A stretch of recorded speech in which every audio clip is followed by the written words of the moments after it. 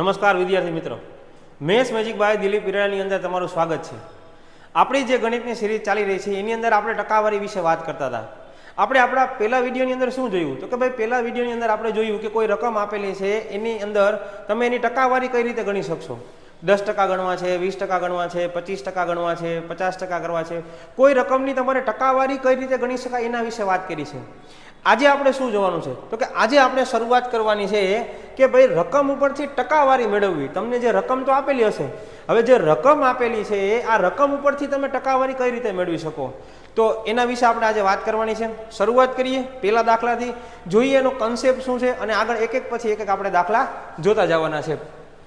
શું વાત કરેલી છે તો કે અહીંયા મને એવું કીધું છે કે 570 એ 760 ના કેટલા ટકા થાય। શું મને પૂછ્યું છે કે 570 છે એ 760 ના કેટલા ટકા છે। હવે તમારે શું યાદ રાખવાનું, 100% રામબાણ ઈલાજ આવડી જાય એવું એક જ વસ્તુ, જેની બાજુમાં ના શબ્દ લખેલો હોય એના હંમેશા તમારે 100% લેવાના, બસ બીજું કંઈ વિચારવાનું નથી।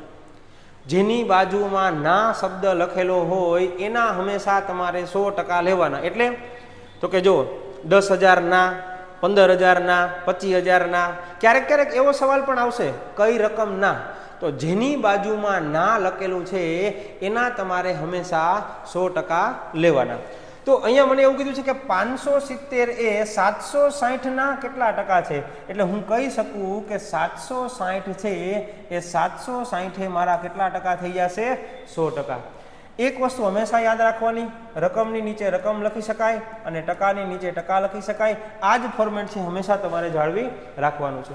તો અહીંયા કીધું છે કે 760 જો 100% હોય તો 570 એ કેટલા ટકા થશે। અહીંયા જે રકમ છે એની ત્રિરાશિ મેળવીએ કે 570 ગુણ્યા 100 ભાગ્યા કેટલા કરવાના રહેશે, 760। ચાલો છેદ ઉડાડીએ, 0 0 કેન્સલ કરીએ। હવે 57 અને 76 છે એ કેના ઘડિયામાં આવે છે એ વસ્તુ ખાસ આપણે જોવાની। તો અહીંયા જોઈને ખ્યાલ આવે, અથવા થોડા ઘણા જો તમને ઘડિયા આવડતા હોય, કારણ કે આપને ખબર છે કે ગણિત માટે આપણો જે મેઇન પાયો છે એ થોડા ઘડિયા છે। ઘડિયા આવડવાથી એક ફાયદો એ પણ થશે કે જે આવા કોઈ છેદ ઉડાડવાનું છે તો ફટાફટ છેદ ઉડી જશે તમારાથી। જો તો હું કહી શકું કે ચાલો 19 તેરી 57 થશે અને 19 ચોકુને 76 થશે। જો મને 19 નો ઘડિયો આવડતો હતો એટલે મને ફટાફટ યાદ આવી ગયું, નકર તમારે વિચારવું પડશે કે આ સંખ્યા છે એ કોના ઘડિયામાં આવશે। આગળ વાત કરીએ કે 100 ભાગ્યા 4 કરો એટલે થઈ જશે 25 અને 25 તેરીને સવાલનો જવાબ આવશે કેટલા ટકા તો કે 75%। તો કે 570 છે ને એ 760 ના કેટલા ટકા છે તો કે 760 ના 75% છે। આ બેઝિક વાત છે।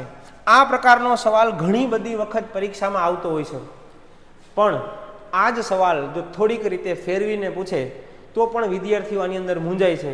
પણ એ પહેલાં આપણે આવો જ એક બીજો દાખલો જોઈએ, પછી આપણે ખ્યાલ આવશે કે આપણે કેવા કેવા પ્રકારના દાખલાઓ પૂછાતા હોય છે। શું કીધું છે બીજા દાખલામાં તો કે બીજા દાખલામાં મને એવું કીધું છે કે 27,000 ના કેટલા ટકા 10,260 થાય। કોની બાજુમાં ના લખ્યું છે તો કે 27,000 ની બાજુમાં ના લખેલું છે, એટલે હું કહી શકું કે 27,000 એ 100% તો 10,260 કેટલા ટકા થાય। ત્રિરાશિ કરીએ એટલે 10,260 ગુણ્યા 100 ભાગ્યા કેટલા કરશું આપણે 27,000। ચાલો 0 0 2 0 અહીંયા કેન્સલ કરીએ, 1 0 આપણે અહીંયા કેન્સલ કરીએ। હવે 1026 ભાગ્યા 27 કરવાના છે। જો તમે ડાયરેક્ટ ભાગાકાર કરવો હોય તોય કરી શકો, પણ માની લો કે મારે ડાયરેક્ટ ભાગાકાર નથી કરવો તો મને ખબર કેમ પડશે કે કોઈ સંખ્યાનો છેદ છે એ કેના વડે ઉડાડી શકાય। તો જો આ 27 છે એટલે મને ખબર છે કે આ 27 છે એટલે 9 તેરી 27 થાય, તો આ ઉપરની જે સંખ્યા છે એ 3 વડે પણ કેન્સલ થઈ શકતી હશે અને 9 વડે પણ કેન્સલ થઈ શકતી હશે। હું રકમને જોઉં છું એટલે મને ખ્યાલ આવે કે 6 7 8 અને 9 એનો જે સરવાળો છે એ 9 થાય છે, એટલે રકમ 3 વડે અને 9 વડે બે વડે કેન્સલ થાય। અને એવું ન કરવું, કોઈને સીધા 27 વડે છેદ ઉડાડવો હોય તો એ મને વાંધો નથી, પણ હંમેશા છેદ ઉડાડવા માટે જો સીધો કોઈ તમને વિચાર ન આવે તો હંમેશા એ સંખ્યાના ભાગ કરી દેવાના અને પછી છેદ ઉડાડી દેવાનો। હવે શું કરશું તો કે હવે 1026 ભાગ્યા પહેલા હું 9 કરી દઉં એટલે 9 એકા ને 9 થઈ ગયા, કેટલા વધ્યા 1 ઉપરથી ઉતાર્યો બગડો, ફરી પાછા 9 એકા ને 9 થઈ ગયા, કેટલા વધ્યા 3, ઉપરથી ઉતાર્યો છગડો અને 9 ચોક ને 36, એટલે 9 વડે જો હું કેન્સલ કરું એટલે કેટલા આવશે 114, અને 114 ભાગ્યા હવે કેટલા કરવાના છે 3, તો હું સીધું કરું છું 114 ભાગ્યા 3 કરો તો 3 તેરીને 9 થશે, 11 માંથી 9 જાય એટલે કેટલા વધશે 2, અને 2 ની બાજુમાં ચોગડો એટલે 3 અઠ્ઠા ને કેટલા થઈ જશે 24. સવાલનો જવાબ મને મળી ગયો કેટલા ટકા, તો કે 38%. એટલે 27,000 ના 38% કરો તો કેટલા થઈ જશે 10,260. અહીંયા ઊંધો સવાલ પૂછેલો છે, આપણે કન્સેપ્ટ જ શીખવાનો છે. અત્યાર સુધી આપણે શું શીખા, આવું શીખા. મને સવાલ આવો હતો કે 27,000 ના 38% કેટલા થાય, આવું કહીતું. જ્યારે આ દાખલામાં એમથી સહેજ ઊંધું ગણેલું છે કે 27,000 ના કેટલા ટકા કરો તો શું થાય, તો કે 10,260 થાય. ક્લિયર છે? તમારે એક જ કન્સેપ્ટ મગજમાં રાખવાનો, જેની બાજુમાં ના છે એના 100% રાખો એટલે બીજી કોઈ પણ રકમ છે એના આધારે તમે એની ટકાવારી શોધી શકશો. આગળ જોઈએ, આગળ વાત કરીએ પછીના દાખલાની. મેં જેમ તમને કીધું એમ કે કોઈ રકમ ફેરવીને પૂછાય તો કઈ રીતે તમે એનો સવાલનો જવાબ આપી શકશો. તો મને ફેરવીને કઈ રીતે પૂછ્યું છે, તો કે મને ફેરવીને પૂછ્યું છે આ રીતે કે 2 મેટ્રિક ટનના કેટલા ટકા 40 ક્વિન્ટલ થાય. હવે અહીંયા જોવા જાવ ને તમે તો દાખલા માટે મહત્વની વસ્તુ આ છે, એક આ મેટ્રિક ટન અને આ ક્વિન્ટલ. તમને કોઈ પણ રકમનું અથવા કોઈ પણ જે એકમ છે, કોઈ માપ છે, એનું તમને કન્વર્ટ કરતા આવડવું જોઈએ તો તમે આ સવાલનો જવાબ આપી શકો. જો તમે એકવાર કન્વર્ટ કરતા શીખી ગયા એટલે તમે જોજો કે પછી આ દાખલો તો કેટલો સહેલો થઈ જાય. તો કે પેલો પ્રશ્ન મેટ્રિક ટન એટલે કેટલા કિલોગ્રામ થાય. તો આપણે બોલતા હોય છે રેગ્યુલર ટન, કે કોઈ વાહન છે એ 1 ટન કેપેસિટી ધરાવે છે, 2 ટન કેપેસિટી ધરાવે છે. ટન એટલે તો કે ટન એટલે 1000 કિલો. તો આ 2 મેટ્રિક ટન છે એટલે હું કહી શકું કે આ 2000 કિલોગ્રામની વાત કરેલી છે કે 2000 કિલોગ્રામના કેટલા ટકા. હવે 40 ક્વિન્ટલ, અને ક્વિન્ટલ એટલે તો કે ક્વિન્ટલ એટલે 100 કિલોગ્રામ, એટલે 40 ના 40, 100 ના 2 0 બીજા એટલે એ 4000 કિલોગ્રામ થાય. એટલે ક્વેશ્ચન આવો પૂછેલો છે કે 2000 કિલોગ્રામના કેટલા ટકા 4000 થાય. જો અહીંયા તમે સીધું સમજો કે 2000 ના 4000 થયા એના કરતાં ડબલ થયા એટલે સવાલનો જવાબ આવે કેટલા ટકા 200%. વિદ્યાર્થી છે ને અહીંયા કન્ફ્યુઝ થઈ જાય, એ વિચારે કે 2000 ના 4000 થયા કે હવે કોના લેવાના, 2000 ના 100 લેવાના કે 4000 ના 100 લેવાના. પણ આપણો જે કન્સેપ્ટ છે, આપણી જે રીત છે કે જેની બાજુમાં ના લખ્યું એના 100%, તો હવે સહેલું છે 2000 એ 100%, તો 4000 એ કેટલા, તો અહીંયા કાંઈ વિચારવા જેવું નથી. આના કરતાં આ ડબલ થયા એટલે ગુણ્યા 2 કરો, આના કરતાં ડબલ ગુણ્યા 2 કરો એટલે સવાલનો જવાબ મળી ગયો કેટલા ટકા 200%. આજથી ઊંધું પણ પૂછી શકે, એવું જરૂરી નથી કે અહીંયા સીધું જ પૂછ્યું છે. ઊંધું એટલે કઈ રીતે, જો સમજાવવાનો પ્રયત્ન કરું છું, ખાસ સમજજો. આ લોકો થોડો ઘણો ફેરફાર કરી દેશે અને મને એવું પૂછશે કે આ 2000 ની જગ્યાએ માની લો કે 4000 લખ્યું છે, કે 4000 કિલોગ્રામના કેટલા ટકા, અને અહીંયા કેટલા લખેલા છે, તો કે અહીંયા 2000 લખેલા છે. હવે જો 4000 કિલોગ્રામના કેટલા ટકા 2000 કિલોગ્રામ થાય, તો હવે તો કે 4000 કરતાં 2000 એટલે અડધા થયા એટલે સવાલનો જવાબ સીધો આવે કેટલા ટકા, તો કે 50%. એટલે અહીંયા વિદ્યાર્થી છે ને, આજે મેં તમને 2000 ના કેટલા ટકા 4000 થાય એના કરતાં ડબલ થયા એટલે 200%.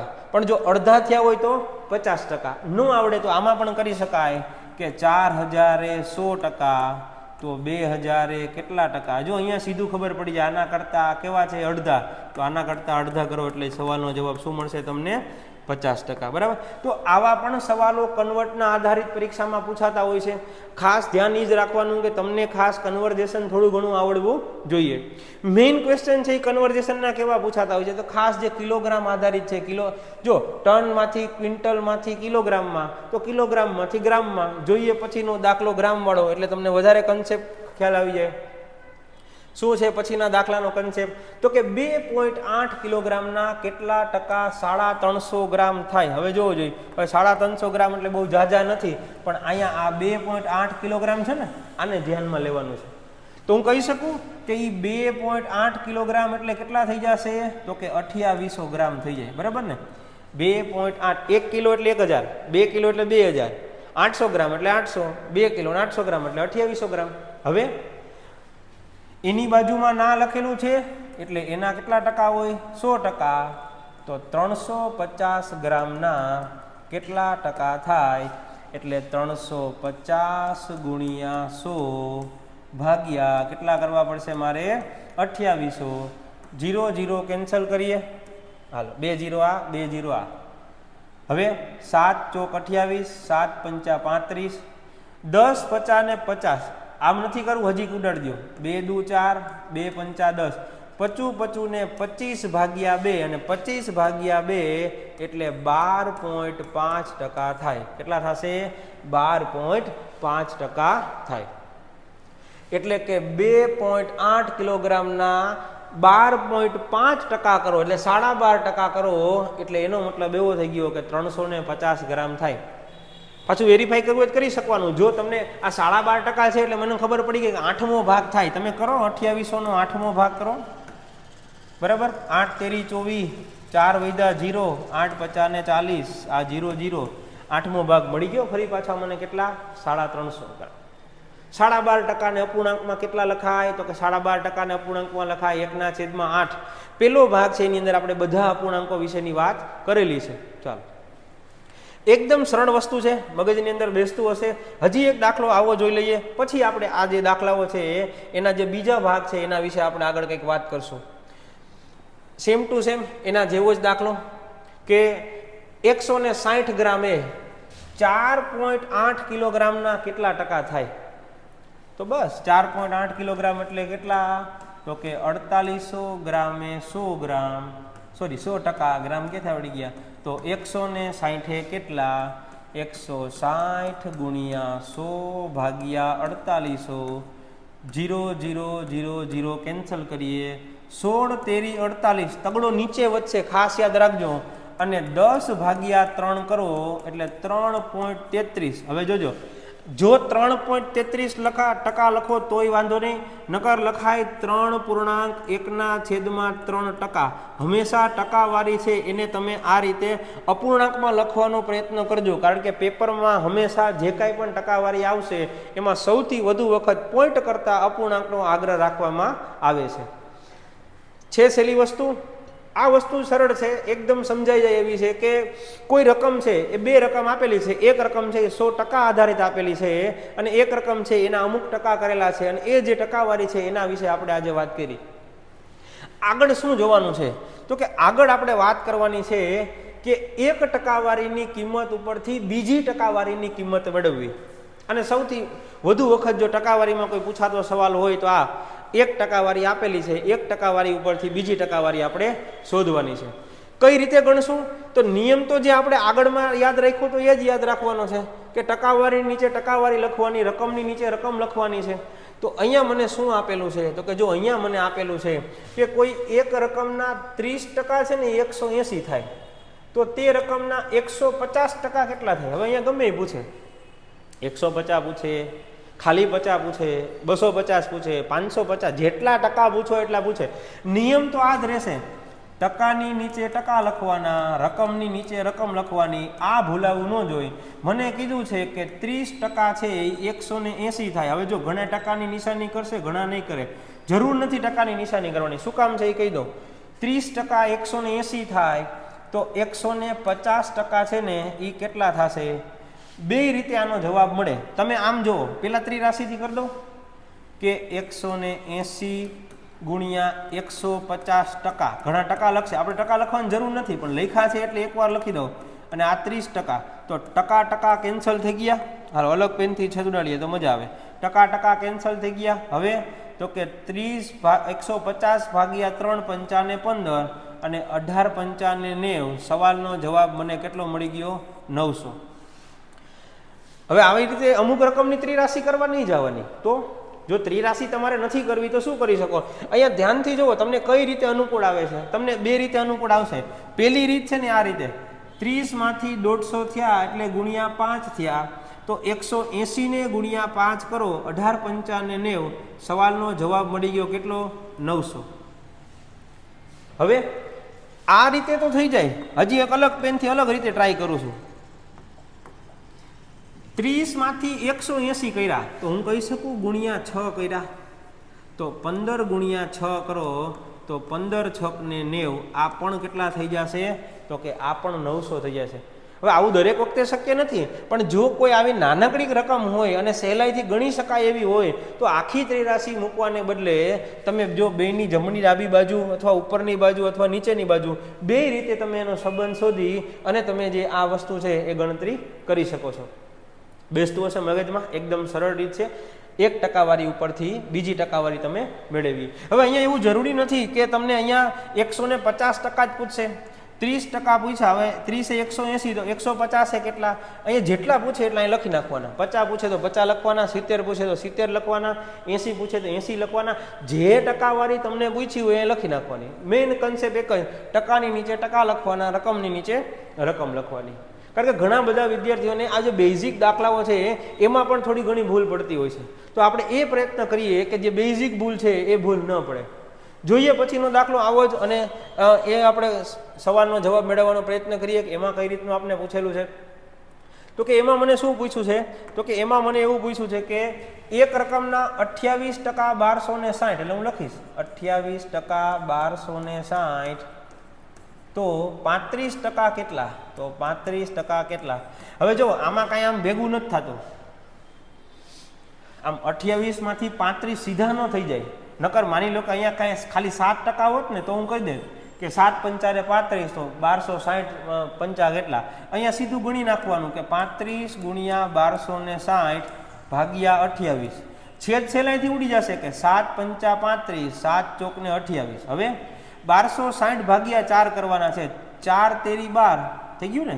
12 ભાગ્યા 4 કરો, 4 તેરી 12, અને 15 ચોખ્ખું 60, એટલે સીધા સવાલનો જવાબ આવશે 315. કારણ કે 1260 ભાગ્યા 4 કરું એટલે 3 ચોખ્ખું 12 ને 15 ચોખ્ખું ને 60 સીધા મળી ગયા. હવે મારે 315 ગુણ્યા 5 કરવાના છે. તો 55 ને 25 નો પાંચડો, વધી આવી 2, 5 એકા 5 ને 2 7, અથવા સીધું કરો 15 50 75, અને 5 તેરી ને 15. સવાલનો જવાબ મળી ગયો કેટલો? 1575. સેમ કન્સેપ્ટ, ટકાની નીચે ટકા લખવાના અને રકમની નીચે શું લખવાની છે? રકમ લખવાની છે. બેસે છે મગજમાં મિત્રો? હવે એવું જરૂરી નથી કે આ જ પ્રકારે દાખલા પૂછાય કે કોઈ એક રકમ છે એને 28% આટલા તો બીજી કેટલા. હજી એકાદો જોઈ લઈએ એટલે તમને ખ્યાલ આવી જાય કે આની અંદર આપણે શું આપ્યું છે. તો કે જો કોઈ એક રકમના 25% 3750, ટકાની નીચે ટકા, રકમની નીચે રકમ. 25% છે એ 3750, તો એ રકમના 40% કેટલા થશે? રકમના 40% કેટલા થશે? ગણતરી કરીએ તો 3750 ગુણ્યા 40 ભાગ્યા 25. આ દાખલો મૂકવાનું કારણ એક એ હતું કે છેદ ઉડાડવા કઈ રીતે. મને ખબર પડી ગઈ કે અહીંયા 25 છે, તો આ 25 છે એનો છેદ છે ને અહીંયા 40 વડે હું અહીં લખી નાખું 55 25 આ રીતે. તો અહીંયા 5 વડે પણ ઉઠશે, અહીંયા પણ 5 વડે ઉઠશે. પણ એક વસ્તુ સમજવાની છે કે જ્યારે કોઈ રકમની પાછળ 25 50 75 કે 00 આવે ત્યારે આ રકમ સીધી 5 વડે ઉડાડવાને બદલે કેટલા વડે ઉડાડી શકાય? 25 વડે. એટલે અહીંયા પાછળ 50 છે એટલે 3750 ભાગ્યા હું સીધા કેટલા કરી શકશું? 25. તો અહીંયા કઈ રીતે થાય? 25 એકા 25 થશે, 12 વધ્યા, ઉપરથી પાંચડો ઉતાર્યો, 25 પંચા 125. આ 0 છે સીધો લગાડી દો. એટલે આ 55 અલગ અલગ કેન્સલ કરવાને બદલે સીધા અહીંયા કેટલા મળી જશે? 150. 15 ચોક ને 60, જો 15 ચોક ને 60, એક 0 આ અને બીજો 0 આ. સવાલનો જવાબ મને મળી ગયો કેટલા હજાર? 6000. માની લો કે છેદ એવી રીતે નથી ઉડાડવા, સમજાવું છું, સમજજો. 3750 ગુણ્યા 40 ભાગ્યા કેટલા કરવાના? 25. હવે 25 એટલે 25 થાય એટલે પેલો વિચાર આવે કે 5 8 ને 40 કરી દો, હાલો, નો પ્રોબ્લેમ. હવે અહીંયા 5 વડે ઉડાડો. 5 7 35, 5 7 35 કેટલા વધ્યા? તો કે 2 વધ્યા. 2 ની બાજુમાં પાંચડો, 55 ને 25 અને 0. 750 ગુણ્યા 8, 750 ગુણ્યા 2 એટલે તો કે 1500. 1500 ને 1500 3000 3000 ને 3000 6000 એટલે કે 750 ગુણ્યા 8 કરો એટલે જો મેં શું કર્યું 750 ગુણ્યા 2 એટલે 1500 પાછા ગુણ્યા 2 એટલે પાછા 1500 આવશે એટલે 1500 ને 1500 3000 તો આ 2 ને 2 4 થઈ ગયા હવે 4 દુ ને 8 એટલે 3000 ગુણ્યા 2 એટલે 3 દુ ને કેટલા હજાર થઈ ગયા 6000 મેં 8 છે ને એને જુદા જુદા ભાગ કરી નાખ્યા 2 દુ 4 દુ 8 3 બગડા લીધા 750 ગુણ્યા 2 એટલે 1500 1500 ને 1500 3000 3000 ને 3000 6000 આમ કટકા કરીને પણ ગણતરી કરી શકો તો તમે આ રીતે પણ ગણતરી કરી શકો છો તમને જેમ અનુકૂળ આવે પણ મેઇન વસ્તુ એ છે કે જો કોઈ સંખ્યાની પાછળ 00 25 50 75 આવતા હોય તો સીધો 25 વડે તમે છેદ ઉડાડી શકો છો તો આ કન્સેપ્ટ હતો કયો તો કે આની અંદર આપણે વાત કરી કે કોઈ 1% વાળી ઉપરથી આપણે શું ગોતવાનું છે તો કે બીજી ટકાવારી ગોતવાની છે આના ઉપરથી જ આપણે નવા કન્સેપ્ટમાં જવાનું છે અને એ મેથડનું નામ છે કે ટકાવારીના તફાવત અને સરવાળાના આધારે કિંમત મેળવવી શું કરવાનું છે ટકાવારીના તફાવત અને સરવાળાના આધારે કિંમત મેળવવાની છે કઈ રીતે તો કે જો અહીંયા જ એક પેલા કન્સેપ્ટ સમજાવું છું એટલે તમને પ્રોપર મગજની અંદર બેસી જશે કે માની લ્યો કે કોઈ એક રકમ છે ને 500 છે સમજો આ 500 ના હું પેલા 50% કરું એટલે 500 ના 50% કરું એટલે મને ખબર છે કેટલા આવશે 250 હવે હું આ 500 ના 30% કરું એટલે 500 ના 30% કરું એટલે કેટલા આવશે તો કે 5 તેરી ને 15 150 આવશે હવે બેનો તફાવત કરું છું બેનો તફાવત કરું 250 માંથી 150 જાય તો કેટલા વધશે 100 મને એવું પૂછ્યું છે કે કોઈ રકમના 50% અને 30% નો તફાવત કરો તો 50% કરવું એટલે 250 આવશે 30% કરવું એટલે 150 આવશે હવે તફાવત કર્યો એટલે 100 આવ્યો પણ હું આમ ન કરવું હોય તો હું સીધો કરું ને કે ભાઈ 50% અને 30% આ બેનો તફાવત કરો એટલે તો સીધા 20% જ આવવાના છે ને અને 20% છે એ 500 ના 20% કરો એટલે સીધો જવાબ કેટલો મળશે તમને 100 બસ આ જ કન્સેપ્ટના આધારે દાખલો ભણવાનો છે પણ એ લોકો શું આપશે તો કે એ આવું આપશે કે કોઈ રકમના 50% અને 30% નો તફાવત 100 છે તો હું આવું કહી શકું ને કે કોઈ રકમના 50% અને 30% નો તફાવત કરો તો 20 આવે અને 20% ની સામે કેટલા આપેલા છે 100 તો 20% એ 100 તો 100% એ કેટલા બરાબર કન્સેપ્ટ તો આ જ થયો હવે અહીંયા બાદબાકી કરાવે એવું જરૂરી નથી બાદબાકી કરાવશે તો બાદબાકી કરવાની ઘણીવાર સરવાળો પણ કરાવશે કેવી રીતે તો કે સરવાળો કરાવશે 50 ને 30 કરો તો 80% થાય તો આ બે રકમનો સરવાળો કરો તો 400 થયા 80% એ 400 તો 100% એ કેટલા તમારે શું કરવાનું તમને જે આપે તમને સરવાળો આપે તો સરવાળો કરવાનો તફાવત આપે તો તફાવત કરવાનો જે તમને આપે એ સીધે સીધું આપણે રકમનું કરી શકાય આપણે અલગ અલગ કે કંઈ ધારવા જવાની કોઈ દિવસ કંઈ જરૂરિયાત રહેતી નથી જોઈએ પછીનો દાખલો એટલે આપણે દાખલાઓમાં આપને ખ્યાલ આવે કે કઈ કઈ રીતની અહીંયા વાત કરેલી છે તો કે મને એવી વાત કરી છે કે કોઈ એક રકમના 65% અને 25% નો તફાવત છે ને 8000 થાય છે ઓકે જો ખબર નથી એટલે આમ નોખું નોખું લખવાનું 65% અને એના 25% હવે આ બેનો તફાવત કરો તો ખરેખર કેટલા ટકા થયા 40% જો કોઈ રકમ અહીંયા આપેલી હોત તો એના 40% કરી નાખત રકમ જ ગોતવાની છે પણ આના 40% કર્યા પછી મને એવું કીધું છે કે એ સવાલ કેટલો છે તો કે 8000 તો હવે આવું બધું વિચારવાનું નહીં સીધું 65% અને 25% નો તફાવત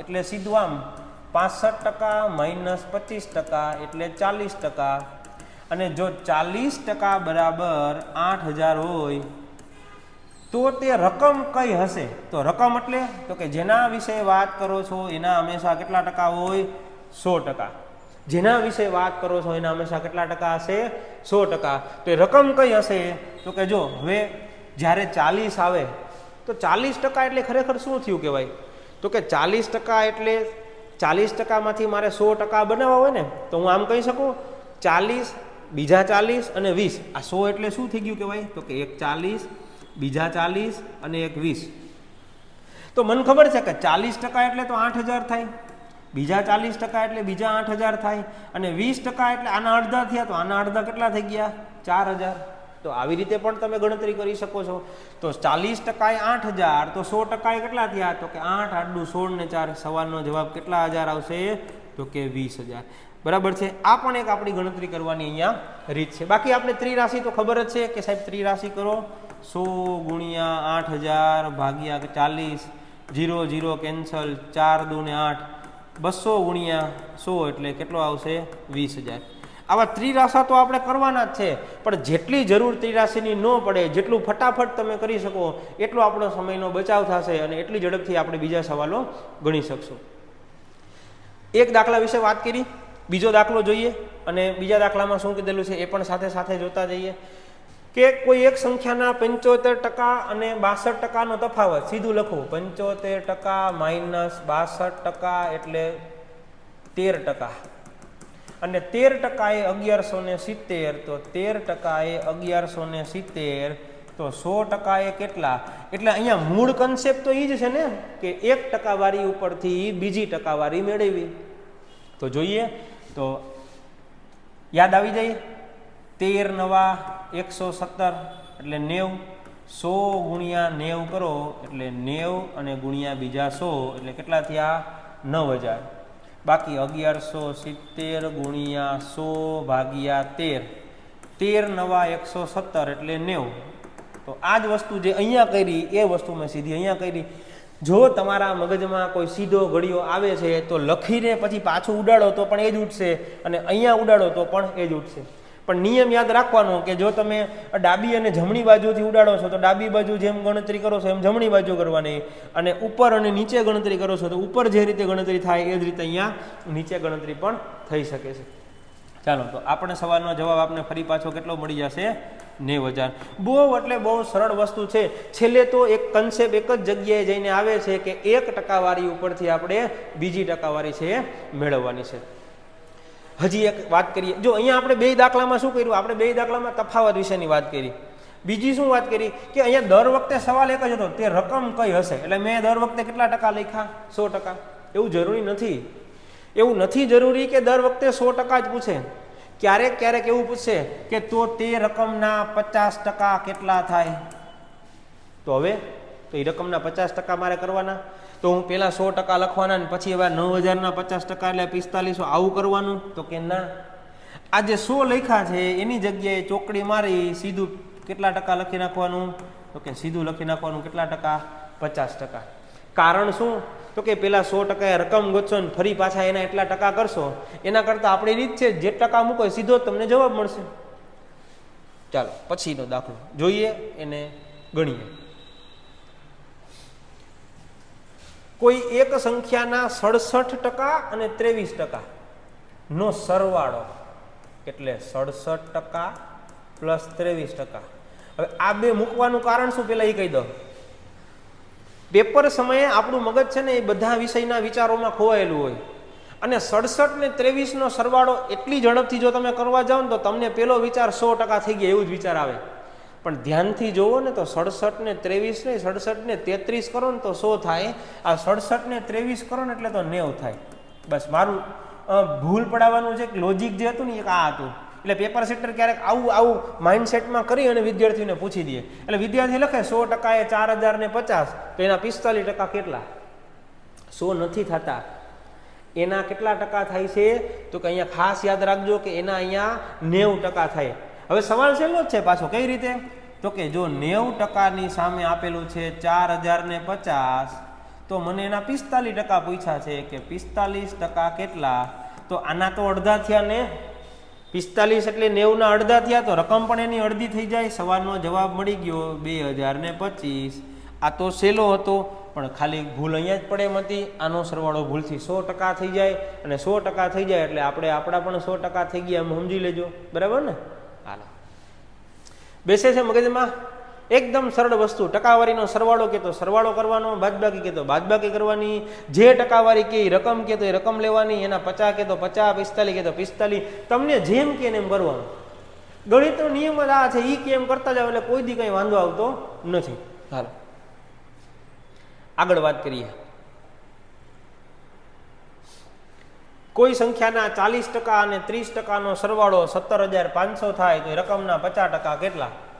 40% અને 30%, એટલે થયા કેટલા ટકા? 70%. અને 70%ની સામે તમને કેટલા આપેલા છે? 17,500. તો આ રકમના 50% કેટલા? હવે 70%માંથી સીધા 50% તમે કરી શકો નહીં. કાં તમારા રકમના ભાગ પાડવા પડે, તો કે એના કરતાં તો સાહેબ એક કામ કરો, આપણા માટે ત્રિરાશિ ઉપલબ્ધ જ છે, ગુણ્યા 50 ભાગ્યા 70. 0 0 કેન્સલ કરીએ. ક્યાંથી ઉડાડું? એકલો છે એને ઉડાડ દો, ગમે એનાથી ઉડાડો, જો 0 ઉડાડવામાં કાંઈ ચિંતા નહીં કરવાની. 7 વડે ભાગ ઉડાડો તો શું થશે? તો કે 7 વડે કેન્સલ કરવું તો 7 દુ ને 14 થશે. વધશે કેટલા? તો કે 15, 16 ને 17. 3 વધ્યા, 3ની બાજુમાં પાંચડો છે એટલે 35, તો 7 5 ને 35. આ 2 0 એઝ ઇટ ઇઝ આવશે. હવે શું વધ્યું? તો કે 2500 ગુણ્યા 5 કરવાના છે. 2500 ગુણ્યા 5 કરો તો 2500 ગુણ્યા 5 એટલે એનો મતલબ શું થયો? તો કે હાલો 2500 ગુણ્યા 2 કરો એટલે 5000 થયા છે ને. 2500 ગુણ્યા 2 કરો એટલે 5000 થયા. તો 5 ને 5 10000 થયા. અને ફરી પાછા એક જે નવા 2500 વધ્યા, અને એમ ન આવડે 25 5 125, સીધા લખી નાખો 12500. આ તો કોઈને ગુણાકારમાં તકલીફ ન પડે. 2500 ગુણ્યા 2 કરો એટલે 5000, તો પાછા ગુણ્યા 2 કરું એટલે પાછા 5000 થઈ ગયા. તો આ 2 ને 2 4 થયા, હજી એક વધ્યો એટલે પાછા 2500. આ રીતે કરી શકો છો. આ પણ કેટલા થઈ જશે? 12500. આખા કન્સેપ્ટની અહીંયા વાત કરું છું. બાકી તમને જે રીતે વિચાર આવે, કારણ કે થાય એવું, સાહેબ ક્લાસમાં ગમે એટલી વાર ગમે એ વસ્તુ શીખવાડે, જો બધી વસ્તુ મગજમાં ન આવે એટલે પેપરમાં તો વિદ્યાર્થી છેલ્લે પોતાની રીતે જે આવડે છે એ જ કરવાનો છે. 125 ગુણ્યા 5 છેલ્લે તો આ જ વિચાર એને આવવાનો છે. પ્રયત્ન એવો કરવાનો કે જેટલી સરળ રીતે તમે ગણી શકો એટલું તમને વધુ ફાયદાકારક છે. તો આ રીત હતી કે કોઈ ટકાવારી છે એનો સરવાળો અથવા બાદબાકીના આધારિત જે દાખલાઓ હોય એના વિશેની વાત કરીએ. આ જ રીતને આગળ લઈને આપણે આગળ વધવાનું છે નવી મેથડ તરફ. અને આ નવી મેથડ જે છે એ નવી મેથડનું નામ શું છે? તો કે એનું નામ છે વિદ્યાર્થીઓના માર્ક્સ આધારિત દાખલાઓ. શું નામ છે? વિદ્યાર્થીઓના માર્ક્સ આધારિત દાખલાઓ. જો ટકાવારી છે એટલું મહત્વનું ચેપ્ટર છે, એમાં નાના નાના નાના ભાગ પાડતા પડતા ઘણી બધી મેથડો બને છે. આજે મેક્સિમમ જે મેથડો છે આપણે આવરી લેવાનો પ્રયત્ન કરશું. ત્રીજો લેક્ચર એવો પણ બનાવવાનો છે કે ટકાવારીમાં એકદમ અઘરામાં અઘરા દાખલા જેને કહી શકાય એવા દાખલાઓ વિશે પણ આપણે આગળ વાત કરશું. અત્યારે નાની જે એની મેઇન મેથડ છે, જે પરીક્ષામાં સૌથી વધુ પૂછાય છે, એવા દાખલાઓ આપણે આજે આવરી લેવાનો પ્રયત્ન કરીએ છીએ. વિદ્યાર્થીઓના માર્ક્સ આધારિત દાખલાઓ શું આપેલું છે એની અંદર જોઈએ તો કે જો વિદ્યાર્થીઓના માર્કમાં જે તમને વાત કરી છે એને તમારે સમજવાની વાત છે. અને ગણિતની અંદર કોઈ દાખલો તમને આવે તો એકવાર પહેલાં ભૂલ્યા વગર રકમ આખી વ્યવસ્થિત રીતે વાંચી લેવાની. જો તમે રકમ વાંચી લેશો તો ક્યારે પણ તમને એક પણ પ્રકારનો ક્યાંય પ્રશ્ન રહેશે નહીં. અહીંયા મને કીધું છે કે એક વિદ્યાર્થીને પાસ થવા માટે 40% ગુણની જરૂર છે. વિદ્યાર્થીને 28% ગુણ મળે છે અને 60 ગુણથી નાપાસ થાય છે, તો પરીક્ષા કુલ કેટલા ગુણની હશે? શું આપ્યું? તો કે વિદ્યાર્થીને પાસ થવા 40%ની જરૂર હતી અને વિદ્યાર્થીને 28% ગુણ મળ્યા. લખો અહીંયા, પાસ થવા જરૂરી કેટલા હતા? તો કે 40%. મળ્યા કેટલા? તો કે 28%. 40% જરૂરી હતા. આપણે તમને ખબર હોય તો કે આપણે 35% પાસ થતા, આપણે ખબર છે, સોરી 35 માર્કે પાસ થતા. જો હું પેલા માર્ક વિશે વાત કરું છું, 35 માર્કે પાસ થતા. માની લો કે કોઈ વિદ્યાર્થી છે, એ કોઈ વિદ્યાર્થીને 25 માર્ક આવ્યા, તો હું એમ કહી શકું ને કે વિદ્યાર્થી 10 માર્કે નપાસ થયો. તો જો જેવી રીતે માર્કમાં હું 10 માર્કે નપાસ થયો એવી રીતે કહી શકું, તો અહીંયા કહી શકું કે 40% જરૂરી હતા, 28% મળ્યા, એટલે આ વિદ્યાર્થી છે ને ખરેખર કેટલા ટકાએ નાપાસ થયો કહેવાય? તો કે 12% નાપાસ થયો કહેવાય. બીજું અહીંયા મને ચોખવટ કરી છે કે આ વિદ્યાર્થી છે ને 60 ગુણથી નાપાસ થયો. કમ્પેરિઝન ક્યાં કરવાની થઈ? તો કે અહીંયા એવું કીધું કે વિદ્યાર્થી 12%એ નાપાસ થયો, અહીંયા એવું કીધું કે વિદ્યાર્થી 60 ગુણથી નાપાસ થયો. તો નાપાસ થયો એ એક જ વિદ્યાર્થી છે, તો 12% કયો તોય ભલે અને 60 ગુણ કયો તોય ભલે, એ તો બે એક જ થવાનું છે. એટલે અહીંયા આ જ રીતે દાખલો ગણી શકાય કે 12%એ 60 તો 100%એ કેટલા? 12%એ 60 તો 100%એ કેટલા? ચાલો 12 5 ને 60 કરીએ તો 100 5 ને કેટલા લખીએ આપણે? 500. તો સવાલનો જવાબ છે કે પરીક્ષા કુલ કેટલા ગુણની હશે? તો પરીક્ષા કુલ કેટલા ગુણની થઈ ગઈ કહેવાય? 500 ગુણની. બેસે મગજમાં. એક ટકાવારી આપેલી છે, એક ગુણ આપેલા છે, તો જો ટકાવારી જેટલી ઘટતી હોય અને ગુણે જેટલા ઘટતા હોય તો વિદ્યાર્થી એક જ હોય, તો એ બંનેનો મતલબ તો સરખો જ થવાનો છે. એટલે 12% સામે 60 ગુણ, તો 100% સામે કેટલા? અહીંયા બીજા શું સવાલ પૂછી શકાય આની અંદરથી? જનરલી આ એક જ સવાલ આવતો હોય છે, પણ આમાં પણ થોડો ઘણો ફેરફાર કરીને સવાલ પૂછાતો હોય. મને એવું પૂછાય કે વિદ્યાર્થીને પાસ થવા કેટલા ગુણની જરૂર છે? પાસ થવા તો 40%ની જરૂર છે. હું 500 મળી જાય તો 500 ના સીધા 40% કરી શકું કે 500 ના 40% કરો એટલે 5 ચોક ને 20, 200 થઈ ગયા? આવું નથી કરવું તો આ નિયમ તો સેમ જ રહેશે કે 12% એ 60, તો 40% એ કેટલા? તો 12 પંચા ને 60, તો 4 પંચા ને 20, તો કેટલા મળી જશે મને? 200. 500 મળી જાય તો સીધા 40% કરી દો, 500 મળી જાય તો સીધા 28% કરી દો. પણ એવું નથી કરવું, તો આ નિયમ પ્રમાણે જે 100 લખ્યા છે એની જગ્યાએ 40 મૂકો, 100 લખ્યા છે એની જગ્યાએ 28 પણ મૂકી શકાય ને? ક્યાં ગણી નાખવું?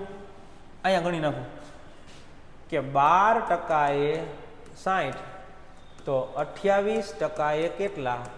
તો કે 12 પંચા ને 60, તો 28 પંચા કેટલા થઈ જાય? 140. પણ એ તો અહીંથી જ ખબર પડી જાય. કેમ ખબર પડી જાય?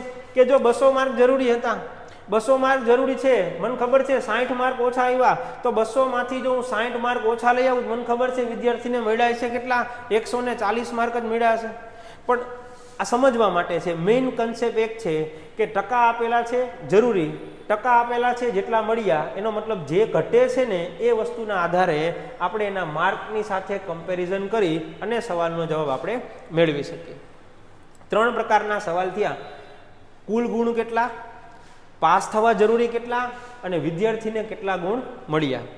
આવો જ બીજો એક દાખલો છે. બીજો દાખલો આવો જોઈ લઈએ એટલે આપણો એક આજે તો જોવા જતા બાદબાકીના કન્સેપ્ટ વાળી રીત જ છે.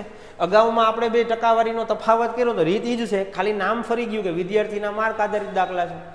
ચાલો બીજો દાખલો જોઈ લઈએ એટલે આપણે ખ્યાલ આવી જાય કે એમાં તો અમે 3 ક્વેશ્ચન એ જ રીતે લખી દીધા છે કે પરીક્ષા કુલ કેટલા ગુણની હશે, પાસ થવા કેટલા ગુણની જરૂર પડે, વિદ્યાર્થીને કુલ કેટલા ગુણ મળ્યા. મેં અગાઉ તમને 3 દાખલા ગણી દીધા, એ અહીંયા 3 સવાલ પૂછેલા છે.